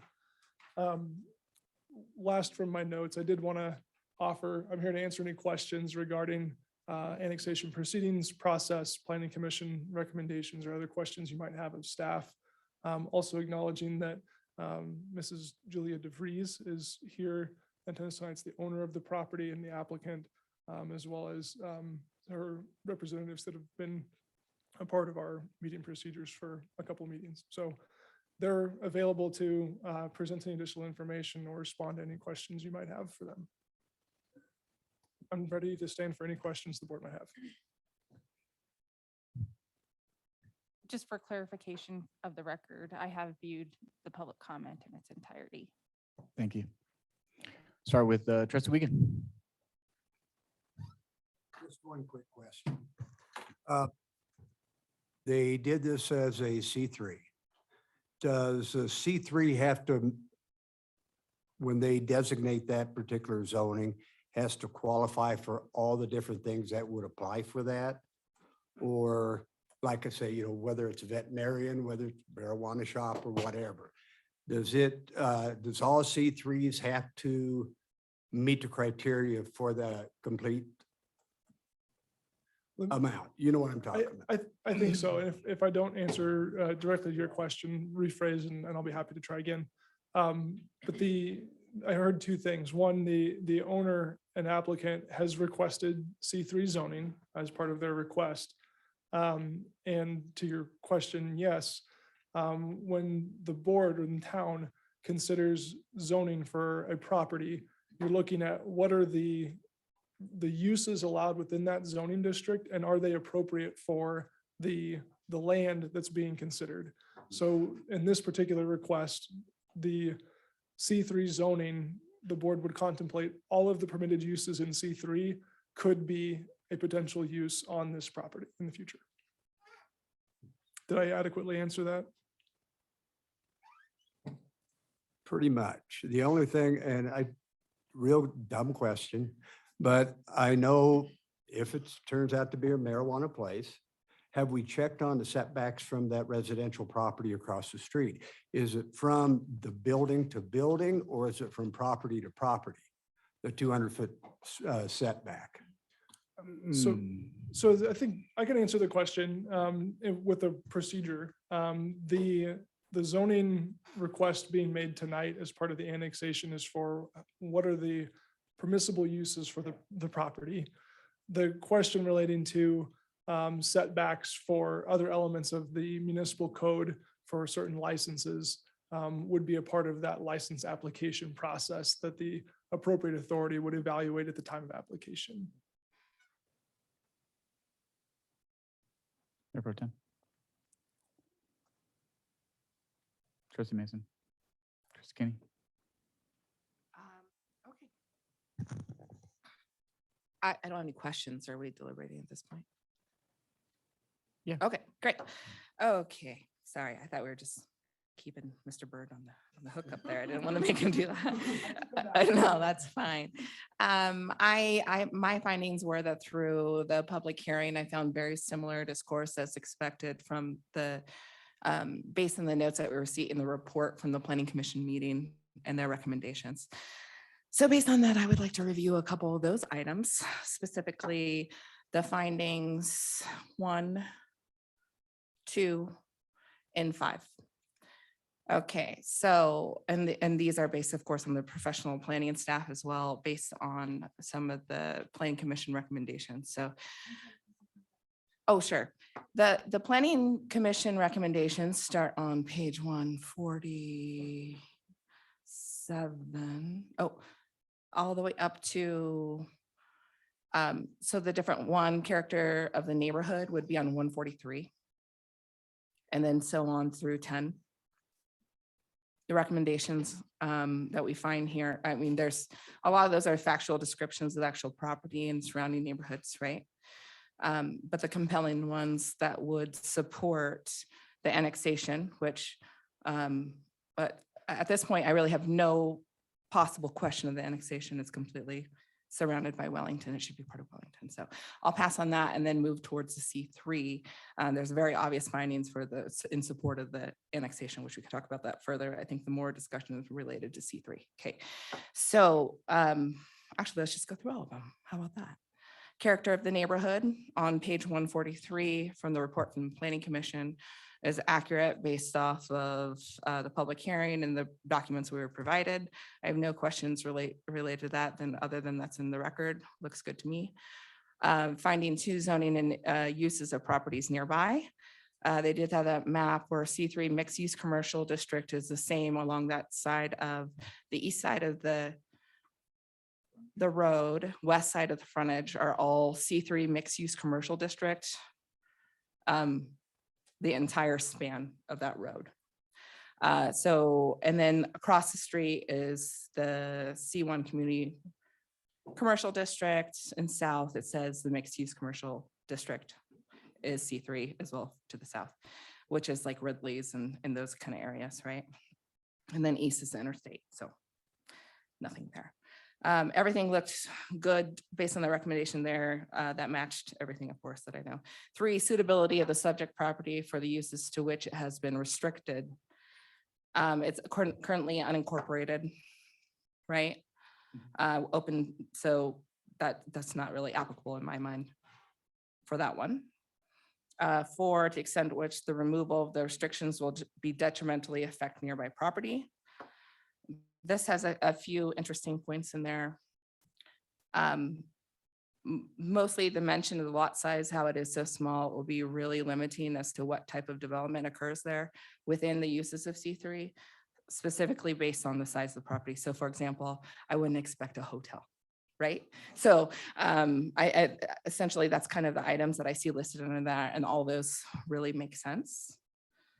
And then the needed improvements, of course, based on the fact that that has been unimproved for a very long time. And that's number 5. Length of time the subject property has remained vacant versus zoned. Of course, that is very clear on this one as well, given that it is in dire need of redevelopment. And then I can't imagine anybody would be against us resolving that and taking that creepy house away if possible. And then health, safety, and welfare is number 6. I think the big one right here is number 7, the impact of the proposed development on community facilities. So talking about water, sewer infrastructure is currently available nearby because we're surrounding it. All of these items, police and fire protection, for example, already in the area. I see no concerns associated with all the items that were listed as the recommendations from the Planning Commission as well on this discussion on page 146. I didn't hear anything in public hearing that was against these items as well. 8 is opposition or support of neighborhood residents, right? So we received, of course, all the testimony from during the public hearing regarding this. There was a lot of concerns that are based on specific uses, not necessarily based on total zoning. My concern during that is that we use caution because we're not approving annexation based on a specific use. We're basing it on the need of the actual zone in that area. So that was it. But otherwise, the findings that I agree with completely. 1, 2, and 5 on page 147 that were the professional planning staff and recommendation from the Planning Commission. I agree with those completely.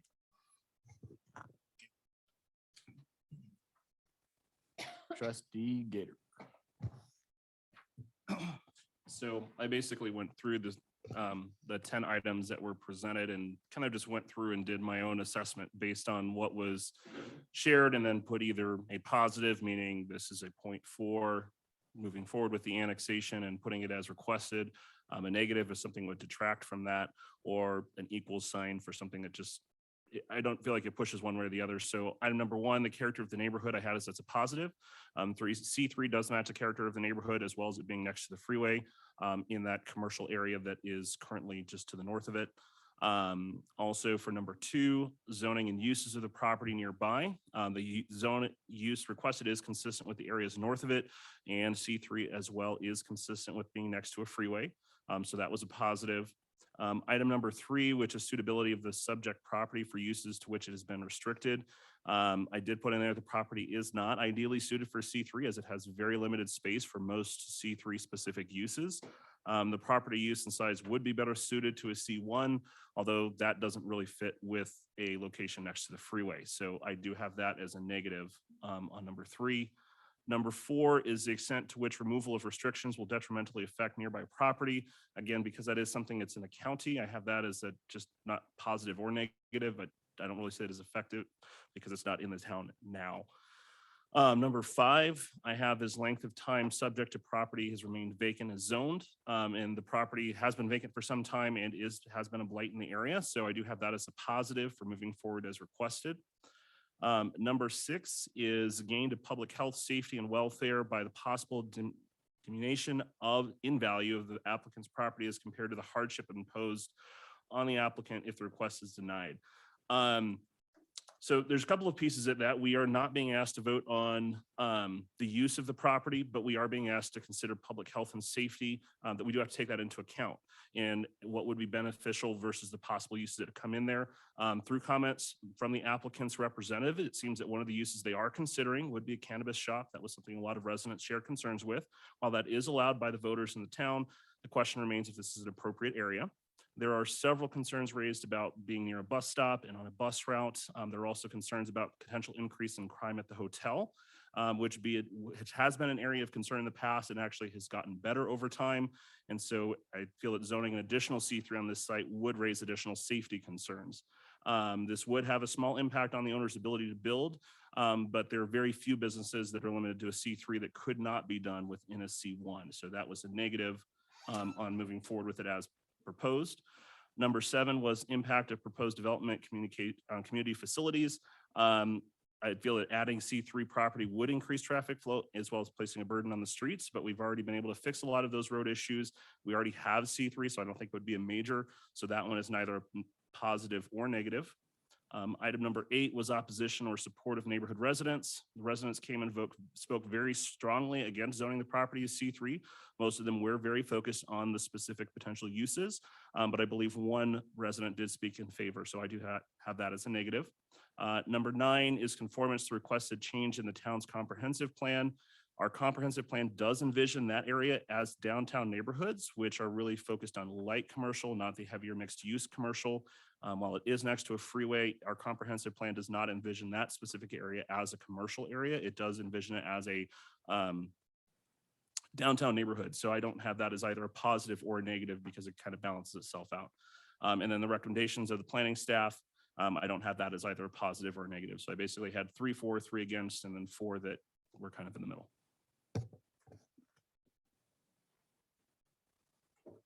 Trustee Teets. So I will say that most of my notes do mimic John's.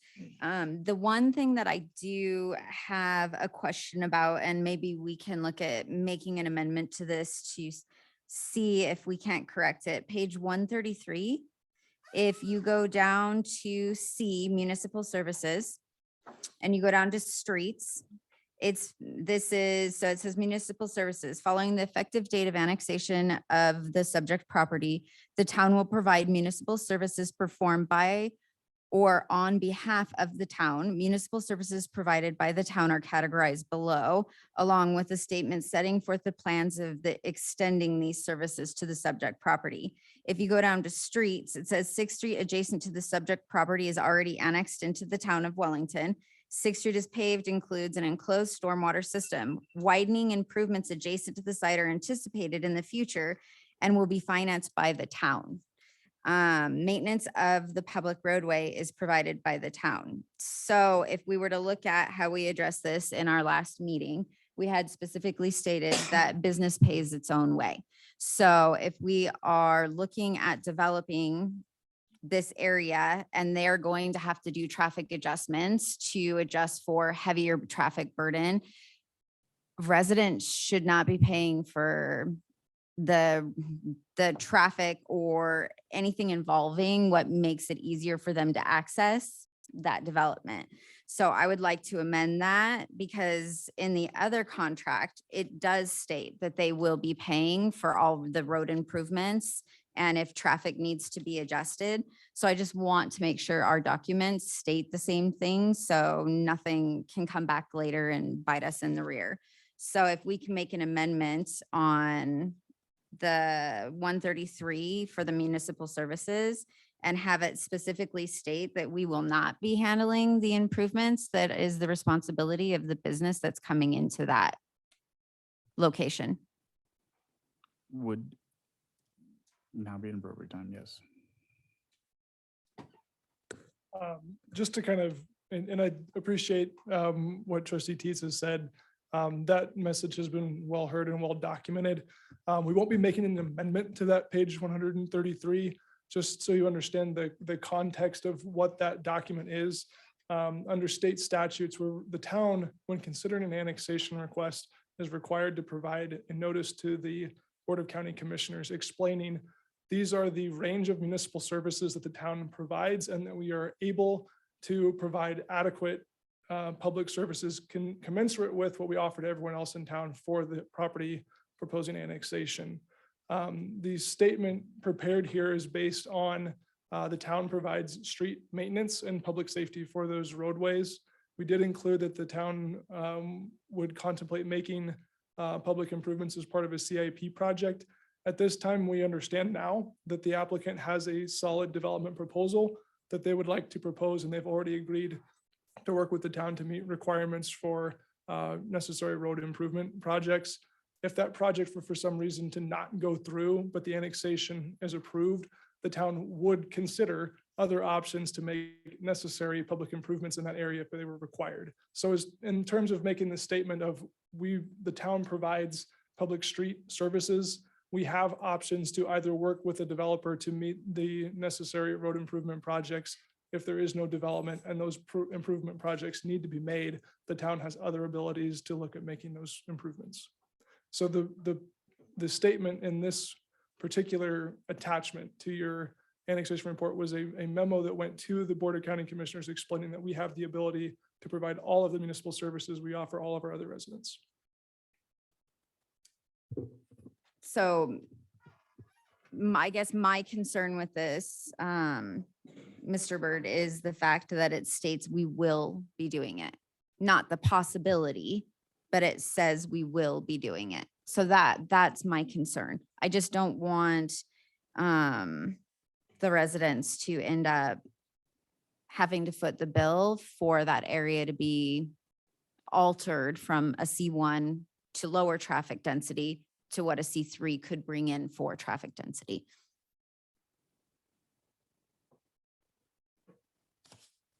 Anything further? That's all I got. Can I get a motion and a second on this agenda item?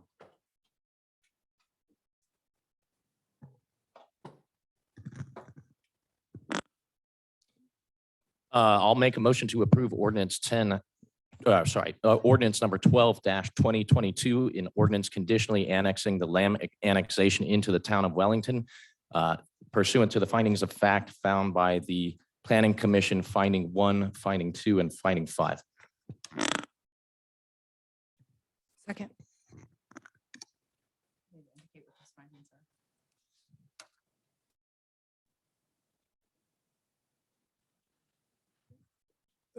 If I may, Mayor. Go for it. Thank you, Trustee Mason. I understood that your motion was based on findings 1, 2, and 5 of the Planning Commission's recommendation, which included the character of the existing neighborhood, the existing zoning and consistency of zoning districts, and number 5, the length of time the property has remained vacant as zoned. That's correct.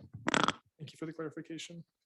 Also, for the clarity of the motion, I believe it included the annexation of the property, zoning based on those findings, and then updating the official town maps is the last piece that we would complete as part of that project if you so move. So moved. Second. Are there any final comments from the board on this agenda item? We'll start with Trustee Gator. My only final comments are, while I do agree with those findings of fact, I feel that the others do have a higher weight. So while I will be voting, that will be reflecting of the other findings of facts that are not included in this motion. Thank you. Trustee Teets. Nothing further. Okay. Burton? Mason? I think that's consistent with our recommendations in the public hearing items. So I am definitely in favor of those items as indicated by Trustee Mason. Thank you. Hearing no further comments, can I get a roll call on the motion? Trustee Teets, Based on findings of fact, yes. Trustee Wiegand, Yes.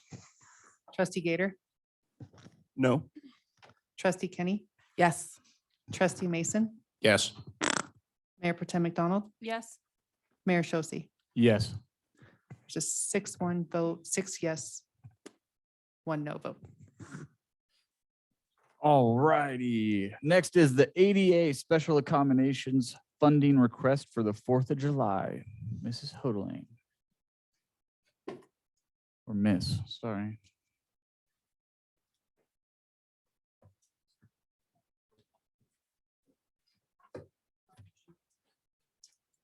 All right.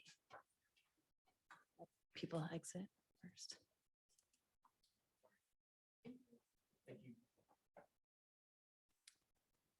Okay, good evening, Mayor and Board of Trustees. The next item before you, or excuse me, Kelly Hodling, Deputy Town Administrator, and I am joined with Stephanie Anderson, our HR Manager.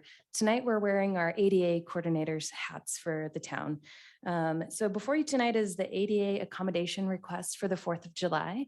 To give a little bit of background, about a month ago, Ms. Anderson and I were trained to be ADA coordinators for the town. And since that time, we've received about 5 different requests for different events in the town. We've also created an ADA public notice on our website and a grievance procedure. And we also now have a new avenue for people to submit special or accommodation requests. And that, for the folks listening at home or in the audience, that email address is ada@wellingtoncolorado.gov. So this is a new accessible way for people to contact us, and we can be incredibly responsive to those requests. So why we have this item for you tonight is it's a funding request. We don't yet have this in our budget. And I think moving forward, it might be wise if the Board of Trustees wanted to consider to have just something in the budget for future years. So that's why this is before you tonight. So what we're asking for tonight, there was a request that was made by a member of a public, and there's for 7 tents that would be used as shade structures and emergency cool down tent as well. And then there's, it's broken out that we have to have like, it must be a fire retardant tent. It has to have weighted bags per the fire code, and there has to be fire extinguishers. And there's other things in that staff memo, and I won't read it word for word. So in total, staff is seeking funding to meet this request of $2,194.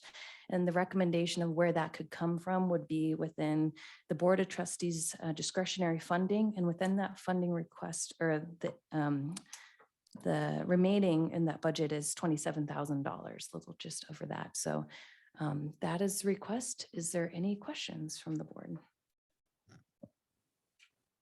Trustee Gitter? The only, 2 questions. Number one, will we be renting these, or will we actually be purchasing the tents so that we could use them at future events as well? This would be to purchase. Okay, great. The second question I have is with the amount. Do we know that if we do approve the 2194, that would be enough to cover what we need with requests, or would we potentially have to come back for more funding? And if that's the case, should we approve a slightly higher number so that we don't have to go back through it all again if there's more needed? Might be great to include a little bit of a contingency. These are the numbers straight from the web, and with the cost of things, maybe just a little bit of contingency might be wise. Okay. Good question. Is that it? I guess a quick question. When we approve this request, is that only allowed to be used for this specific request, or could we approve, let's say, if I say, let's go for $3,000 for ADA requests, can that be used for 4th of July? And then also if there are future requests that fall under that, or can we only approve it for the one event? It's up to the wishes of the board, I suppose. Yep. Trustee Teets? I don't have anything really as far as questions. I am extremely excited to see the ADA stuff coming into Wellington.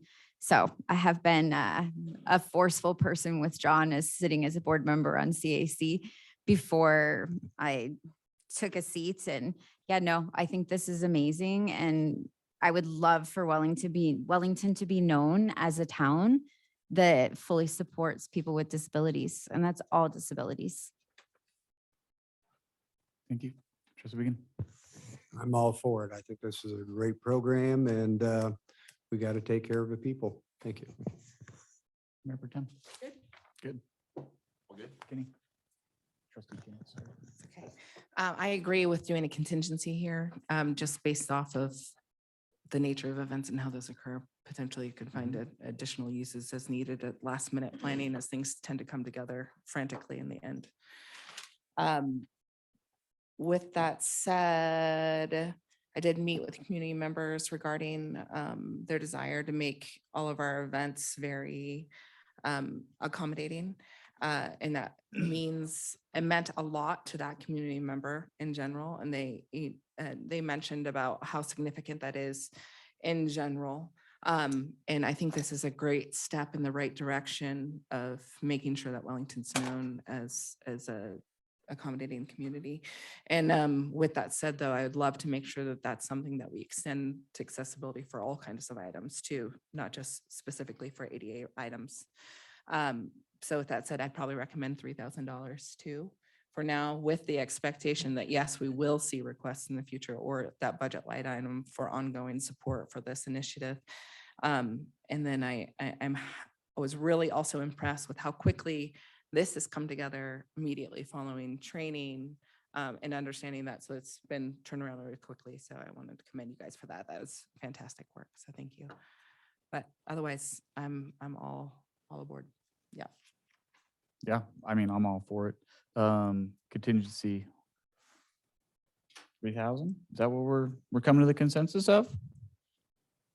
Thinking 3 or 4, because that might allow us to, if we need to push into other events throughout the year, but I'm good with either. Yeah, let's do 4 to be safe. 4, yeah, sorry. I said 3. I and mean, then with the was way thinking things are 4. going, prices, I mean, I was at 3,500, so if John's gonna say 4. and I was he's thinking the 5, fiscally so. tight Oh, one. boy. Here Just getting the checkbook out, man. Yeah. 4? 4. Great. Yeah, sounds good. Okay. So can I get oh, wait, wait a second. Public comment. Public comment. Are there any comments from the public on this item?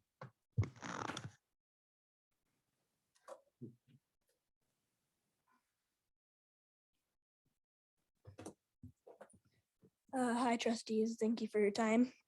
I'm Sawyer Eifert. I live in the Knolls. I'm grateful that my brother and uncle and my mom and dad and myself can attend town functions and meetings and be able to have accommodations. So we can attend and feel welcome regardless of who we are and what disabilities we have, for the youth and just adults of Colorado. And our community matters and should be included for all the people. Thank you for your time. Sawyer Eifert. Thanks, buddy. Of course, I have to say something, right? Karen Eifert, the Knolls. I'm so proud. I'm so proud to know that the town is including everybody, regardless of what their abilities are. And I think many times people don't look at the abilities, and that's a huge portion of disabilities, the word disabilities. You take off those 3 words and you can see the abilities that people have. So I'm just really super grateful that the town, thank you, Patty, and thank you, Kelly Huddling and Stephanie Anderson, for taking the time to go down and get the ADA training. I'll always be super passionate and super emotional over this topic, but I'm also super excited that I can put out on social media platforms that we belong to so many disability groups throughout Colorado. And I can tell these families that your children can come and you can come, and there will be a place for you and you'll be accepted. You won't be judged. You won't be looked at. And you can feel included in the town of Wellington. So thank you so much. Thank you.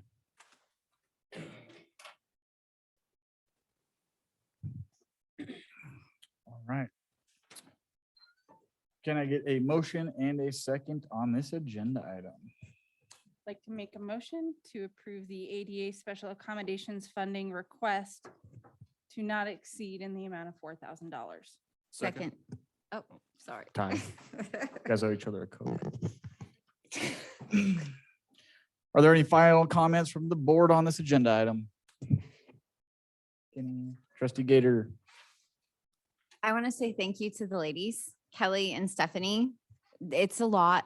I know it's a lot. I've read the book and it always changes, and there's so many catches and wonders and what ifs. So, and I think that them creating, I saw a post for Arc of Larimer County is coming here to the Leaper Center soon. I like to see those kind of things going out on the Town of Wellington page. I think you guys are awesome. Thank you for doing this.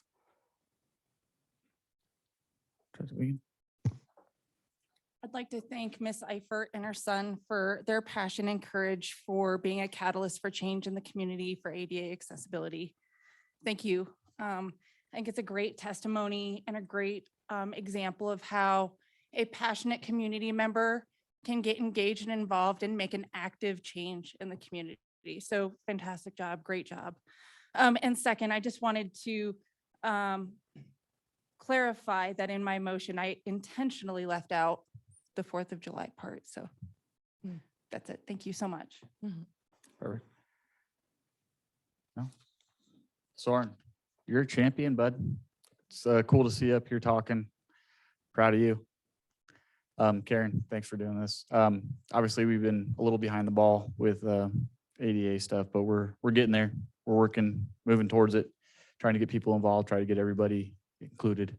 So thanks for bringing this forward, and I just thank the board for I mean, increasing the funding, being smart with it, so we can provide for everybody well. And you two ladies, thank you for kicking butt and getting this done. All right. Having no further comments, can I get a roll call on the motion? Trustee Wiegand, Yes. trustee Gator, Yes. trustee Kenny. Yes. Trustee Mason, Yes? trustee Teets, Yes. Mayor Pro Tem McDonald. Yes. Mayor Shosse. Yes. All right. Our last action item is resolution number 26-2022, a resolution of the Board of Trustees appointing town treasurer, Miss Garcia. This thrills me to no end. I've got to tell you, because it has been a crazy time. Vic has been great, who served as our interim treasurer. She started almost 6 months ago.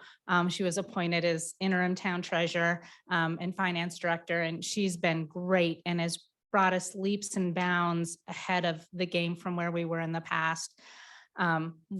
Charity Cantfield interviewed for this position back on May 13th. Trustee Gator and Mayor Pro Tem Ashley McDonald both helped in that interview process, and town staff participated, and the finance team, and overwhelmingly everyone said, this is who we need. One of the things Charity brings to our organization is she's an expert in working in CASAL, which is our financial module, which we have struggled with for years to understand the reporting. And Trustee Gator had asked for a report, and he's like, you should just push a button. And I'm like, I know we should push a button, but the button's not working. And Charity says, well, yeah, you just push the button. So, we have somebody now in our offices that can help us and bring great financial practices to the town of Wellington to run the reports and get them in the packet so that everybody can see them, and help work with the newly established finance committee. I'd like to introduce Charity. She can come and talk for a minute if she'd like. Good evening. I did spend 5 years in the town of Hudson as the finance director using CASAL. I have a lot of training and experience, and when I took over in that position, I, for lack of a better term, inherited a very lackadaisical financial process. So I can identify where the financial controls are lacking. I can help establish really educated, high-quality teams that can analyze the data and what they're looking at, especially in the utility billing module. I've already addressed some audits and some report issues, and we're just hitting the ground running. Nice. Perfect. Yes. So she has been here a week and a day. She keeps coming back. I literally 5 o'clock hits and I walk in and like, you're coming back tomorrow, right? And she's like, yeah, I think so.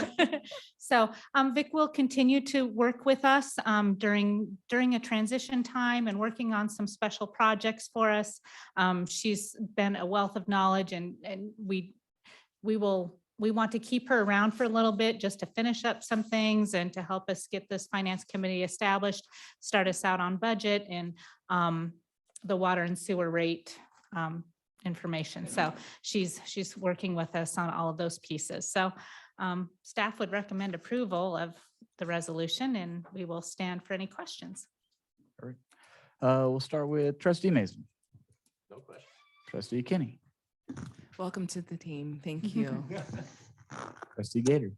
So perfect. So I was part of the interview process for Charity, and it was great to meet you, and asked a couple of hard questions, and I really appreciated your answer to that. One thing I did want to share with the rest of the board was the conversation we had with the people that would be working under you after the interview, and they had shared with us how they really felt that you would be someone who would care about them as employees, that they would feel comfortable working on your team, and that's a lot to say.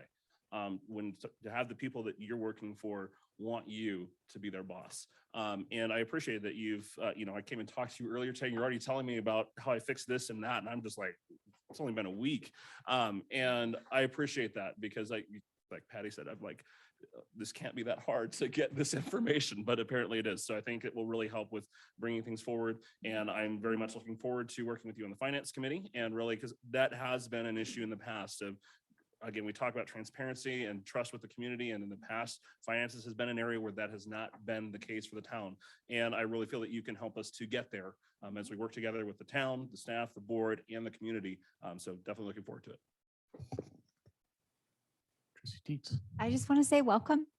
I'm excited to have you. And Patty looked like she was almost crying when she announced you. So I think that you're going to do some amazing non-stress things for Patty and our staff, but also for our residents.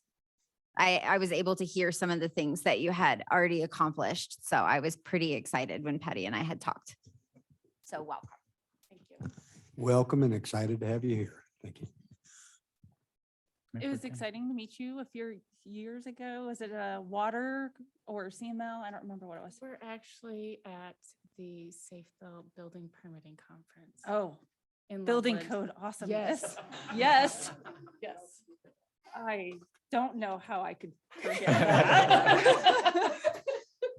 But I just want to echo what Trustee Gator shared. That was something that was pretty powerful about your interview process that stood out, was that you have a strong sense of wanting to coach and develop and build your team. And I think that that's something that people find really valuable in the workforce today, is just having a supervisor or a director that recognizes and is willing to show, recognize, and empower their value. Sometimes that means more to people than their paycheck. So thank you for that. I look forward to working with you in this capacity and seeing what you bring to the team and helping us figure out Cassell, and welcome. Welcome to the team. Basically, general consensus. I gathered you've got a good heart, good work ethic. People want to work for you. That's what this town needs. And so, yeah, welcome, welcome. Is there any public comment on this agenda item? No. Okay. Can I get a motion and a second on this agenda item? 1 second, let me get the actual resolution in front of me here. I'd like to move that we approve resolution number 26-2022, resolution of the Board of Trustees appointing Charity Campfield as the town treasurer. Second. Any final comments from the board? Okay. Hearing no further comments, may I get a roll call on the motion? Trustee Gator, Yes. trustee Kenny, Yes. trustee Mason, Yes. trustee Teets, Yes. trustee Wiegand, Yes. Mayor Pro Tem McDonald, Yes. Mayor Shosse. Yes. Thank you. Thank you. All right, we will now close the regular meeting and open the Liquor License Authority Board. Time being 9:31 PM. May I get a roll call, please? Trustee Gator, Here. trustee Kenny, Present. trustee Mason, Here. trustee Teets, Here. trustee Wiegand, Here. Mayor Pro Tem McDonald, Here.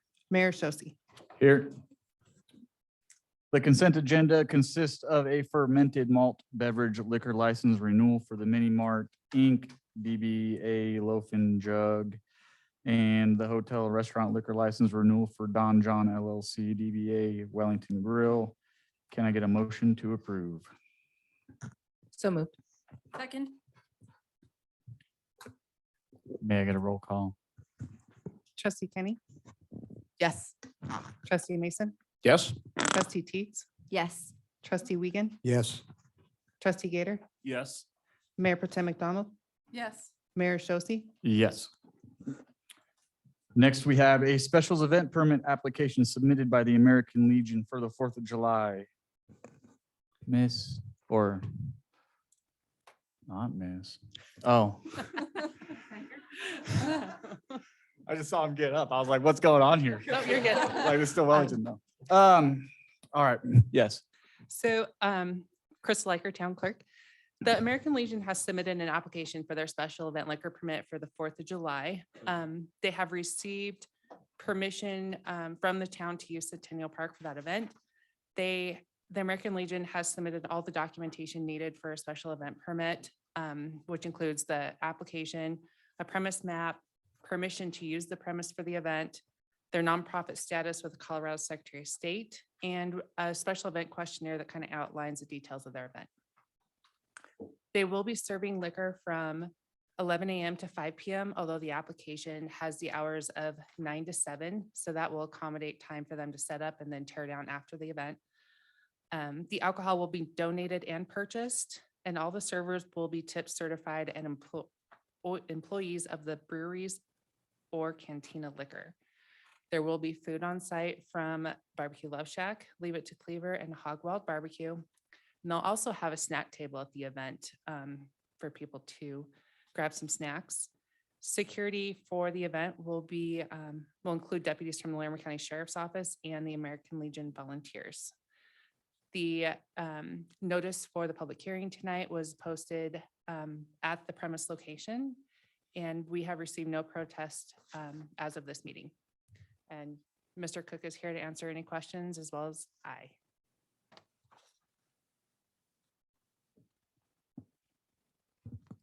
Hi, Roy Cook with the American Legion, Post 176. I don't have anything in addition to the application materials that were in the agenda tonight, so I'll just make myself available for any questions. Perfect. Thank you. Let's start with Mayor Pro Tem. No questions. Trustee Mason. No questions. It's going to be a great event. Trustee Kenny. I'm excited for the event and thank you for your service, sir. Trustee Gator. I did just have a couple of quick questions. So on the event map, you guys do have, I know you're having like a skate show over at the skate park, and then you've got I believe it's going to be a fenced area where the alcohol is actually served. Will anyone underage be allowed into the fenced area? Yes, they will, but everyone that will be buying drinks will be wristbanded and have their ID checked upon entrance. Okay, so are you guys going to have tables or anything that people can sit at that drinks could get left at that would potentially get into the hands of minors underage? We'll have tables that are about 4 feet high. Okay. We will have about 10 to 15 volunteers minimum walking around at all times, plus 3 Larimer County Sheriff's officers to ensure that doesn't happen. Is that typical for events like this where I don't typically attend these events, so I don't know. That I know our last event that I believe no one without a wristband was going to even be allowed into the area. So I'm just curious where that's different with you guys' event, that we're going to have underage minors actually allowed in the area where alcohol's at. So the thing that'll keep that from happening is we'll have cups just for alcohol. So if a child is drinking out of that cup, we'll have to assume it's alcohol and we'll check it.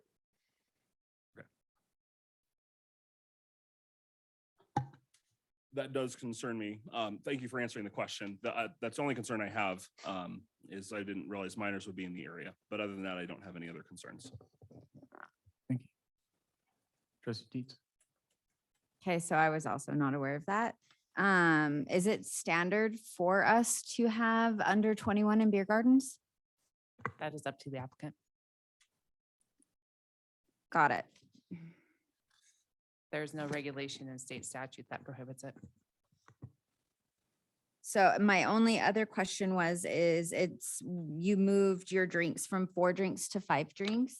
Is that something that was tentatively planned and approved through Crystal? Because I know last year we had capped it at 4.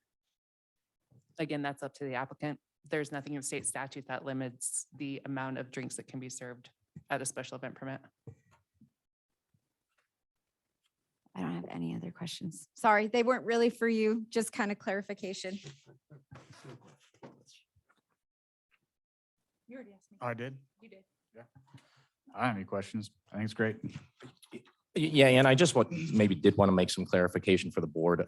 Certainly as far as events that we've proved that we've approved in the past, Brewfest being the most recent event. Certainly we had the picnic table that's out there, and I think we had some other tables out there. But even further back than that, Spargetoberfest, certainly there's lots of tables at Spargetoberfest. Both of those events have always had kids. So. Brewfest is 21 and over. A quick question, is Brewfest the one that just happened a couple of weeks ago? I was told very specifically by Ms. Hardy that no minors were allowed in the fenced area. That's I correct. asked them That the is same correct. question. Okay. I was there. Okay, Yeah, there was some kids. so I was like, if that was the case, there's a problem. To acknowledge that though, historically, the majority of the events that serve alcohol in Centennial Park have been kid friendly. They just do that specifically for Brewfest, no kids, no dogs. So, but other events are kid and dog friendly generally, so. Yeah, if there's vendors and stuff. Yeah. usually? Yeah, that's been pretty regular for previous Wellington events. For example, Wellarama, the one I did, had tons of kids. It was family marketed, actually, for families, and it was serving alcohol. Are there any comments from the public regarding this agenda item? Thanks, Roy.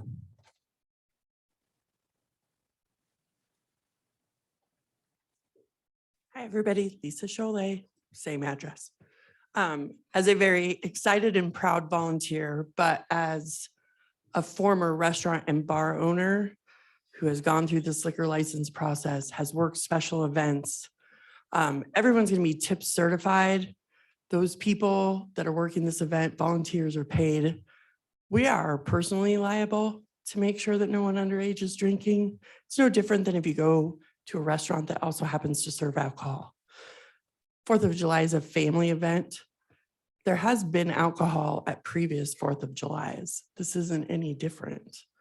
I know there are people that would like it at the community park this year as well. So I think that we can trust the residents and the volunteers and certainly our veterans to make sure that everything is done on the up and up and appropriate. And I just want to thank Roy for including me, for his service, and as a very new Army mom who really wishes her son would get to where he's supposed to be. It's an exciting time for all of us, and I'm really looking forward to the event, and I hope that you would approve this liquor license. Thank you. Thank you. Lowry Moyer, same address.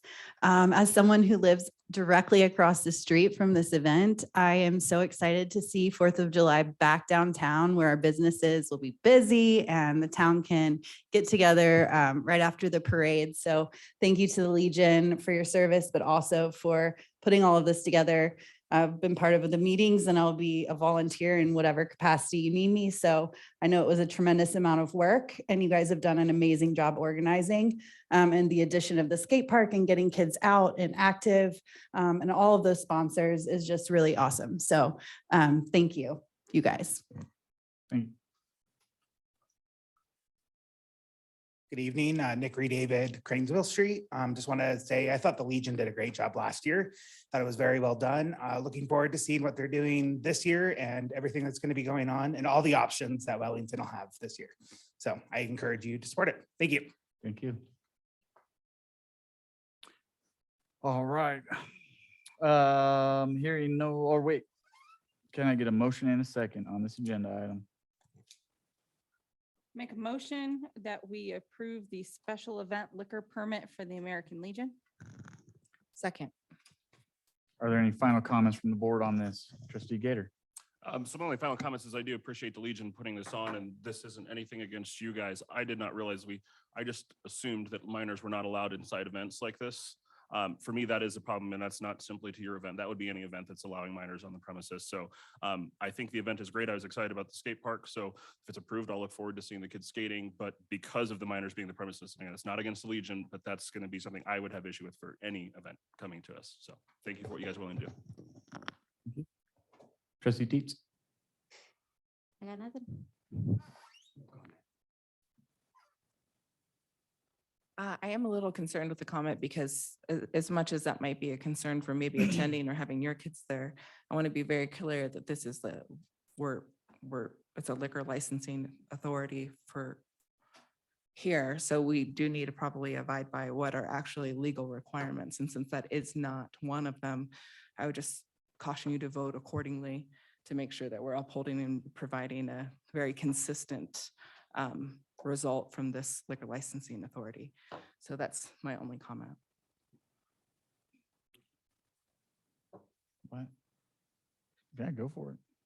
Thank you so much for submitting your application. I just want to compound on what Ms. Moyer said. Not that we're moving the 4th of July, but the 4th of July event seems to be spreading, which I think is fantastic.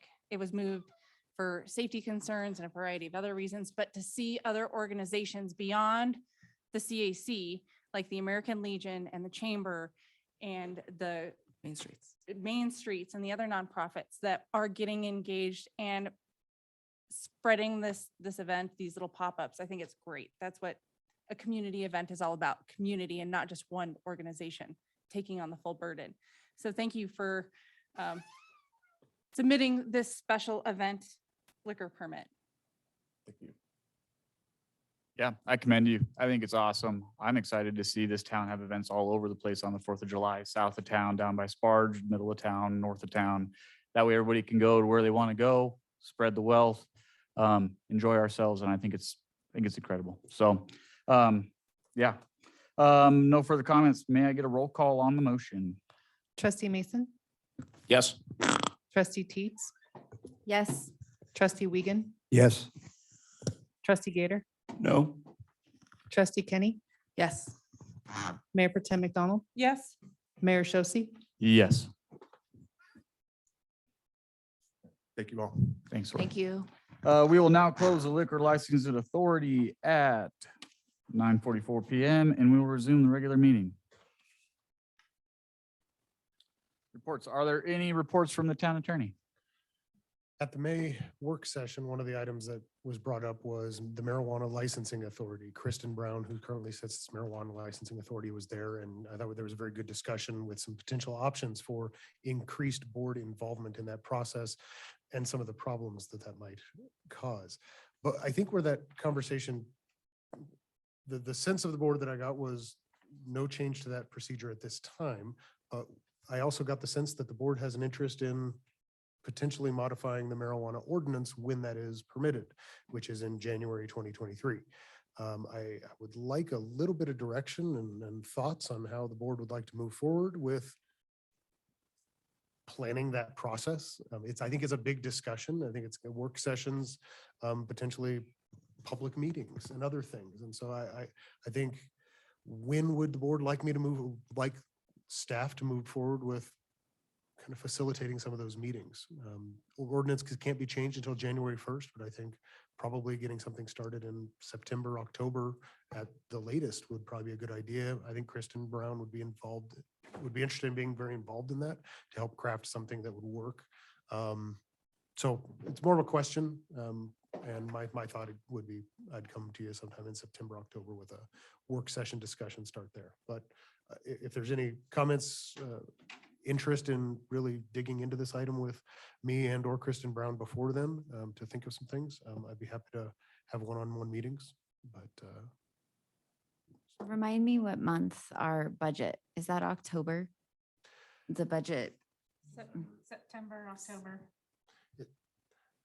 let's not do it the month of the budget stuff. We'll work on calendars. If, if you give Mr. Sapienza direction, then we can start working calendars and finessing that. So there's not overlap. Got it. Do you need direction now? Can we email? email, let's talk on, Okay. I right now I'm seeking input, and I think really what So I think we'll just get back to you with emails. Is that what we're thinking? That'd be fine. I do have a question posed to the board, if that's okay. Go for it. Given that this is relating to businesses and land acquisition or maybe annexing, like there's a lot of things in process right now or potentially in process for people who are interested in opening a business in Wellington. Given that the changes that may occur in January will deeply impact those changes for businesses, I would love to give them a heads up as to the intentions of what our changes could potentially be.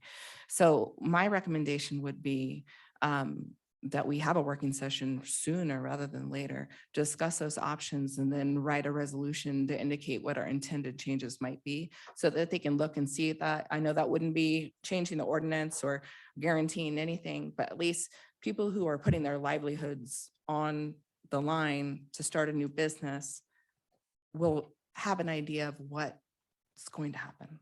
Yeah. So that would be my recommendation. Of course, I want to go through all those options with Kristen, possibly, if possible, to understand consequences or any kind of complications that we wouldn't have insight on because she's the professional. So, but I would love to do that sooner rather than later as a working session item. Absolutely. I want to hear from Trustee Gator. I feel like he has something good to say, maybe. No? No, I think Okay. it's a good idea to Yeah. have discussion earlier as opposed to later. And I think work sessions and even whether it be a town hall or some event where we can actually incorporate public into that as well, because typically work sessions don't have opportunity for public comment. I think it's something we need to have input from the public because again, we were absolutely divided on both sides. So we need to hear from people that feel the interest to share with us what they want to see, if anything, we need to make sure that's an option too. Absolutely. Okay. I think that's a good Yeah. Good. Earlier than later, sooner than later. We'll get cracking on something and I'll be reaching out to everybody. Awesome. Thank you. Any reports from Ms. Garcia? Just one small thing in your packet, in the last 2 pages of your packet, is a new document that's called the Board of Trustees Planning Calendar, which includes all of your meeting dates. It includes future work session topics, and then the second page identifies future or upcoming events. Some of this was created a week or so ago, so some of that information might be outdated, but I wanted you to have a look at it. And then when we meet tomorrow as staff, we'll start plugging in some of those work session topics and include them in that front page so that you'll know when those specific work session topics are coming up. This will be something that'll be included in your packet on a regular basis. So that way the public's aware of what's happening and what's coming up. I won't necessarily have a report on each time, but it is just information that'll be available. Perfect. Thank you. Anything from town staff? No. Perfect. Are there any reports from the board? Trustee Teets. I have a few. I feel like I have them kind of stacked up here. Okay, so first and foremost, as this I know is a dear subject, in meeting with the county commissioners and town staff being present, some of our trustees being present at our last commissioners meeting, it has been a request of not only some of the trustees, but also some of our town residents that we propose a letter supporting the addition of a second SRO specifically assigned to the middle high school. And speaking with Officer Remington and hearing her speak at the commissioners meeting, while she does such a fantastic job, and both of my kids have transitioned through Officer Remington here in town. So I've known her for a very long time. I'm not going to admit how long I've known her. But so I'd just like to read this letter. We will need to, of course, sign it stating our support. And then Patty, do we give it back to you? Okay, so letter states, dear school board members, the town of Wellington and Poudre School District have been partners in retaining a school resource officer SRO for the public schools in Wellington, Wellington Middle School, Rice Elementary, and Stone Elementary. With the opening of the new middle high school on the west side of Wellington, the Board of Trustees is respectfully requesting a second SRO to support the added student population and to be on site at the new facility. We are proposing that the expense for the additional SRO for the 2022-2023 school year would be shared equally between the town and Poudre School District. The 2022 contract with Larimer County Sheriff's Office included $73,670 for one SRO, and we understand that the expense would increase for 2023, particularly if an additional SRO is added. The safety of our students is a priority for our community, and we support the addition of a second school resource officer to assist in that endeavor. So I'm just asking for your guys' support. Got it. Got mine. So I definitely agree with this, and I was at the meeting. The one thing that I would ask, and I think definitely, because this item is actually on the June 14th meeting for the school district, is approving the contracts for the school resource officers. I was thinking we had a work session, and someone reminded me we were going to CML. As great as it would be to have the letter sent, which I think at least at minimum we should do, I was going to actually request, would it be possible to maybe have one or two of our trustees, ideally the mayor would be best because the mayor's a figurehead, actually attend this Poudre School District Board meeting in person to whether present the request in person or to talk with them, be able to answer questions, to really show that this is something that is a concern that the town is, and that was a lot of the discussion. Larimer County Sheriff's Office did actually make a request, as I understand, for additional SRO. The school district chose not to pursue that. There are multiple members of the community that shared that. I think that's something this board has said very clearly. We care about the safety of our kids. There's a lot of concern with just the distance of the new high school from the other schools in town would make it very difficult to be over there. So the only thing that I would ask is, would it be possible for us to maybe send 1 or 2 representatives, again, ideally the mayor, but whoever does that is going to be driving late to CML, so I understand that too, to actually go and represent the town in our official capacity at the school board meeting on Tuesday. Safe Routes from School is going to be represented. Have at it. Have at it. Yeah, make it quick.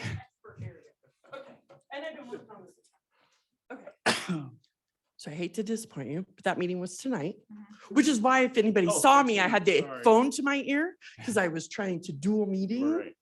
Right. They did approve the contract overall. Okay. The school board members are aware of our ask for an SRO based on the meeting and conversations I've had with you guys. I felt confident in speaking to some of the school board members on that subject. Sergeant Cherry and I have updated each other. And if I'm being perfectly honest, from what I can tell, the town of Wellington wants it. The residents want it. Larimer County Sheriff's Office wants it. Matt Bryant, Executive Director of PSD, not so much. However, I have reached out personally to the superintendent. And as I said, school board members that I did speak with were on board. Some of the explanation that I gave to them, aside from their response, which is other Fort Collins high schools don't have this. I had to remind them we're not in Fort Collins. Our middle high school is separated by a railroad track, which God forbid, Yeah, the response times. nearly impossible happened and something was happening there and a train was crossing at the same time. We are 10 minutes away from reinforcements from other law enforcement, whereas most of the schools within PSD are minutes away, right? They have law enforcement everywhere. It is an official ask. Sergeant Cherry and his lieutenant have been working on that on their end. I'm working on it on my end. We kind of need you guys to work on it on your end. And perhaps, you know, a meeting that involves school board members might actually be the best way, because ultimately Brian Kingsley, the superintendent, and Matt Bryant, the executive director, answer to them and they're in support. Do they have a meeting next week? I got No, confused when he it was talking. tonight. It was tonight. Okay. So unfortunately, their meetings directly coincide with these That's- meetings. okay. So as someone who's overly involved in both, it's a really hard choice, like all the time. But I'm happy to reach out to you and I will give you everything I have and personal contact information. And I would encourage any of you that feel strongly about this, aside from please sign Cheryl's letter, please reach out to them, because our voices are the only way, and we need to emphasize, as an experienced person in PSD, Wellington is not Fort Collins. Like, make that your mantra. Okay, thanks for letting me talk. I know it was unusual. And I have the official letters here, guys. Yeah, so- just go ahead and sign it, just pass it all on down. And we have to sign one. I gave you 2 in case. Only sign one? Yeah, I gave you 2 in case somebody screwed up their signature. God forbid, right? It can happen. Okay. Was that it? No, you have more. I have 2 more things. Okay. I'm sorry, I'm hurrying. So I know that we did this on the consent agenda, but I still did want to welcome all of the new members to all of our boards. So we have an amazing finance board coming on. So Christine Gator, Dominic, I'm going to pronounce your name wrong. So we're just going to call him Dominic. Jason, Jesse, Nick Revedid, Pat Johnson, and Sarah Knack. And then we had for CAC, we have Allie McGinnis and Blair coming on for that support staff. So I just wanted to make sure that while I know it is on consent agenda, I just wanted to say welcome to all of the new members that are helping us here in Wellington. It is greatly appreciated. Okay, so my last thing, a conversation about, I know the candy for the parade was a big thing. This was contentious through our board with CAC. Some wanted it, some did not. What it came down through to was information taken from fire, LCSO, and our board members to make sure that we are creating safe areas for kiddos. With the amount of foot traffic that is on our sidewalks, what happens is people start pushing out into the streets. And the concern is we have the young rangers that actually walk up and down, but we're growing, and that pushing down towards the middle where the parade route is also getting a lot more narrow. So there was arguments for, against. We had the public show up, and we had more against throwing candy for the public than what we did. One of the options we did come into agreement with is before the parade starts, Jim Lafferty, the one that's actually running the parade aspect of it, is allowing people that want to do handouts to walk on the sidewalks, not in the street, and hand out items that people want to hand out before the parade starts. That was kind of an equal middle ground that we had come to, where people can still hand out information if they'd like to, but we are not encouraging young children to run into the road. So that was, it's not fun, and it's not fun because I got a don't like question. Is seeing there, candy. is there anything we can do to change that? From what I understand, no, they're pretty much settled on it's a safety thing. Okay. And that's where we got stuck as the CAC, is if it is a safety thing. And the young boy that was lost in Windsor some years back was definitely an example used that evening. We want to be able to continue to have these events. And I have one of those suspicions that if people were to start getting injured at these events, it might discourage parade approval later. So that's kind of the idea behind that. I would like to interject, Mayor, Yeah. if that's okay. Yeah. I was in the meeting, and that was very definitely, there was a lot of conversation about doing and not doing it.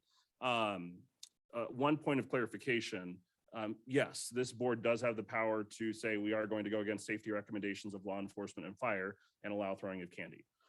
That was a recommendation that was said, Sergeant Cherry had concerns about not only people coming into the streets and then potentially getting hit by vehicles, but also pushing over and pressing on people that are seated on the side. So this board could choose to override, because ultimately we do have the power over that, but there were a lot of concerns around that. And other parades, we've also seen that, I believe, Berthoud, their Berthoud days, they discontinued the ability to throw out candy, shoot water guns and things like that from floats that they've allowed in the past for the similar kind of issues. So I know it's not fun, but it really did come down to, we were starting to get concerned with, we've got 10,000+ people that show up here in town, and we're cramming them all on Main Street. And then we've got cars and vehicles and horses and animals coming down the street, and kids running into the street to grab candy. Yes, my 10-year-old might know better, but my 3-year-old, he's not going to know there's a horse right in front of him before he runs out. So that's really ultimately where the concerns came in. I've received a lot of complaints about this. Me too. Yeah, so I would ask that we reconsider that, and we do candy. I don't think throwing from floats is a great idea. Maybe that's where the compromise comes. It's just people handing out candy Handing out who are during walking the along. parade? That's Yeah. what we did last year, and it didn't get followed. Yeah, I don't think it'll get followed this year either. No, it won't. They'll throw it instead of just handing it out again. Yeah. That was. No, I mean, Well, with no but- candy, yeah. I think they'll still throw it out. Something That's we what I'm saying. something we should look at, right? Well, I mean, July 4th is Yeah. so far away, so. But I would ask that we make time for Jim Lafferty, because this was a big ask of him, to let him come and speak at our meeting, give him a chance to explain why he wanted to see it this way. yeah, or if people are handing out on the sidewalks, I mean, That's what we did last year. yeah, if they can do. So we have a that board meeting on the during- 28th. Yeah, people need to buy candy. Candy is hard to get for parade season. Oh, yeah. Yeah, so that's the big thing too. But I've heard a lot of concern about it. Oh, yeah, this is one where I'm gonna rain on everybody's parade. I would have to agree. I've seen it firsthand, the crowds and the situation with the candy throwing. I agree, if we can communicate well in advance that if you have a float and you're gonna have handouts and candy, these are the rules.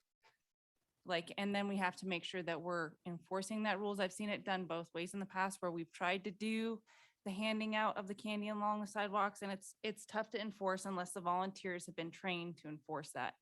The challenge is the enforcement. But with the amount of people that we do have crowding the sidewalks, throwing candy and the kids running out, it is an issue. Yeah. Unless we have a better communication and enforcement model in place for dealing with the candy, I am not supportive. So can we agree as a board maybe to address this for next year? I'm happy to revisit this if needed. I think one of the things that I proposed when we were in that meeting was, what if we put up like some kind of a boundary to keep people out of the streets? Would that help? And Yeah. Sergeant Sherry said it will Yeah. actually make it worse. Right, So right. we were trying to the Tried CAC was everything. trying Yeah. to come up with how Okay. could it be done. If we feel that we as a board need to further revisit that, absolutely we can. But Okay. All right, I guess for now, we'll just leave it as it is. All right. This is one of my 5,000 questions where we were trying to find any answer that would be a better answer, and Yeah, yeah, I mean, yeah, you can't win either way.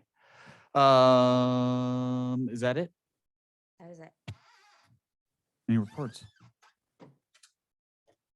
Real quick, I zoomed in on the Behavior Health Council.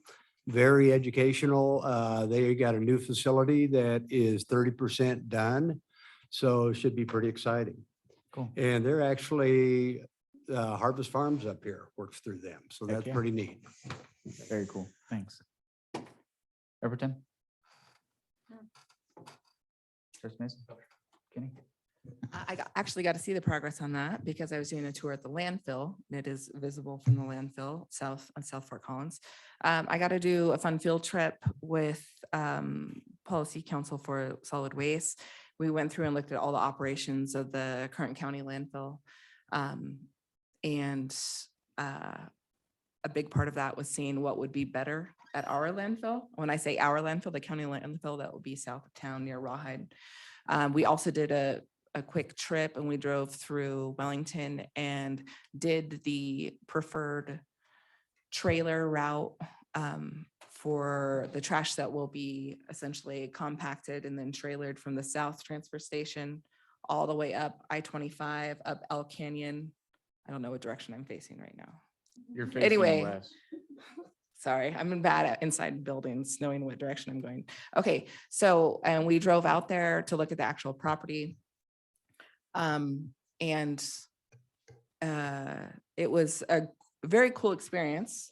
And I recommend anybody going up to, I don't know why I would say, I recommend you go to the landfill and do a tour or go to their education center. It's really cool. They have a bunch of like escape room for kids that involves trash.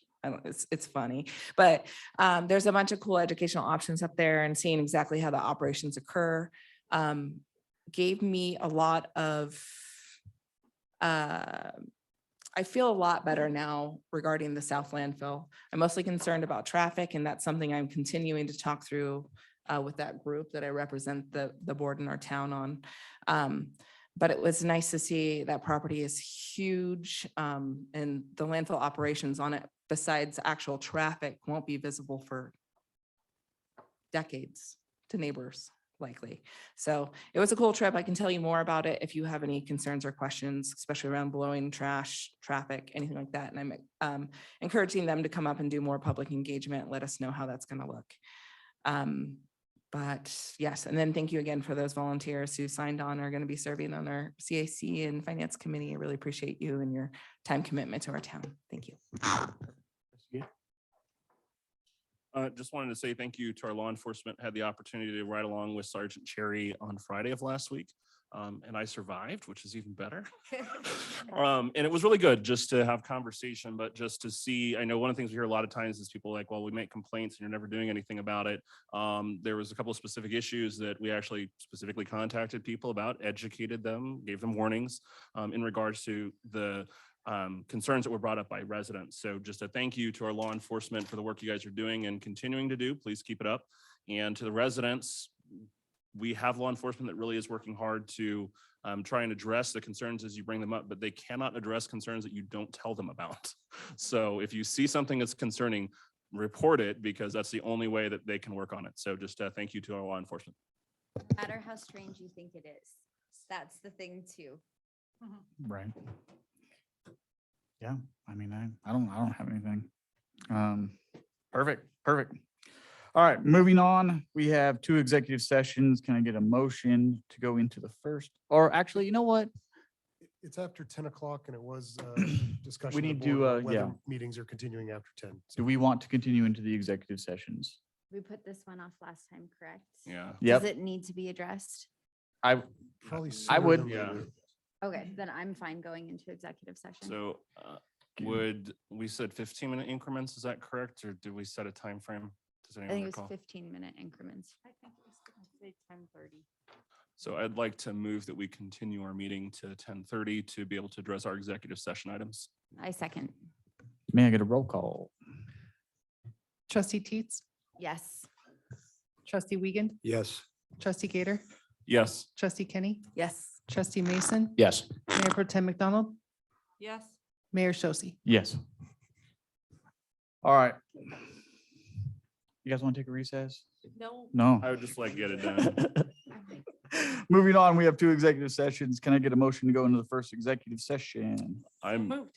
so, yeah, let me recite it. Oh, I move that we move into executive session for the purpose of determining positions relative to matters that may be subject to negotiations, developing strategies for negotiations, and or instructing negotiators pursuant to section 24-6-4024 ECRS in the transfer or sale of real property pursuant to section 24-6-4024A regarding potential sale of the Thimic property as required by CRS section 24-6-4022 D5, 2A, and 2E. The executive session proceedings will be electronically recorded and the record will be preserved for 90 days through September 12th, 2022. may I get a roll call? There needs to be a second. Second. Roll call. Trustee Wiegand, Yes. trustee Gator, Yes. trustee Kenny, Yes. trustee Mason, Yes. trustee Teets, Yes. Mayor Pro Tem McDonald, Yes. Mayor Shosse. Yes.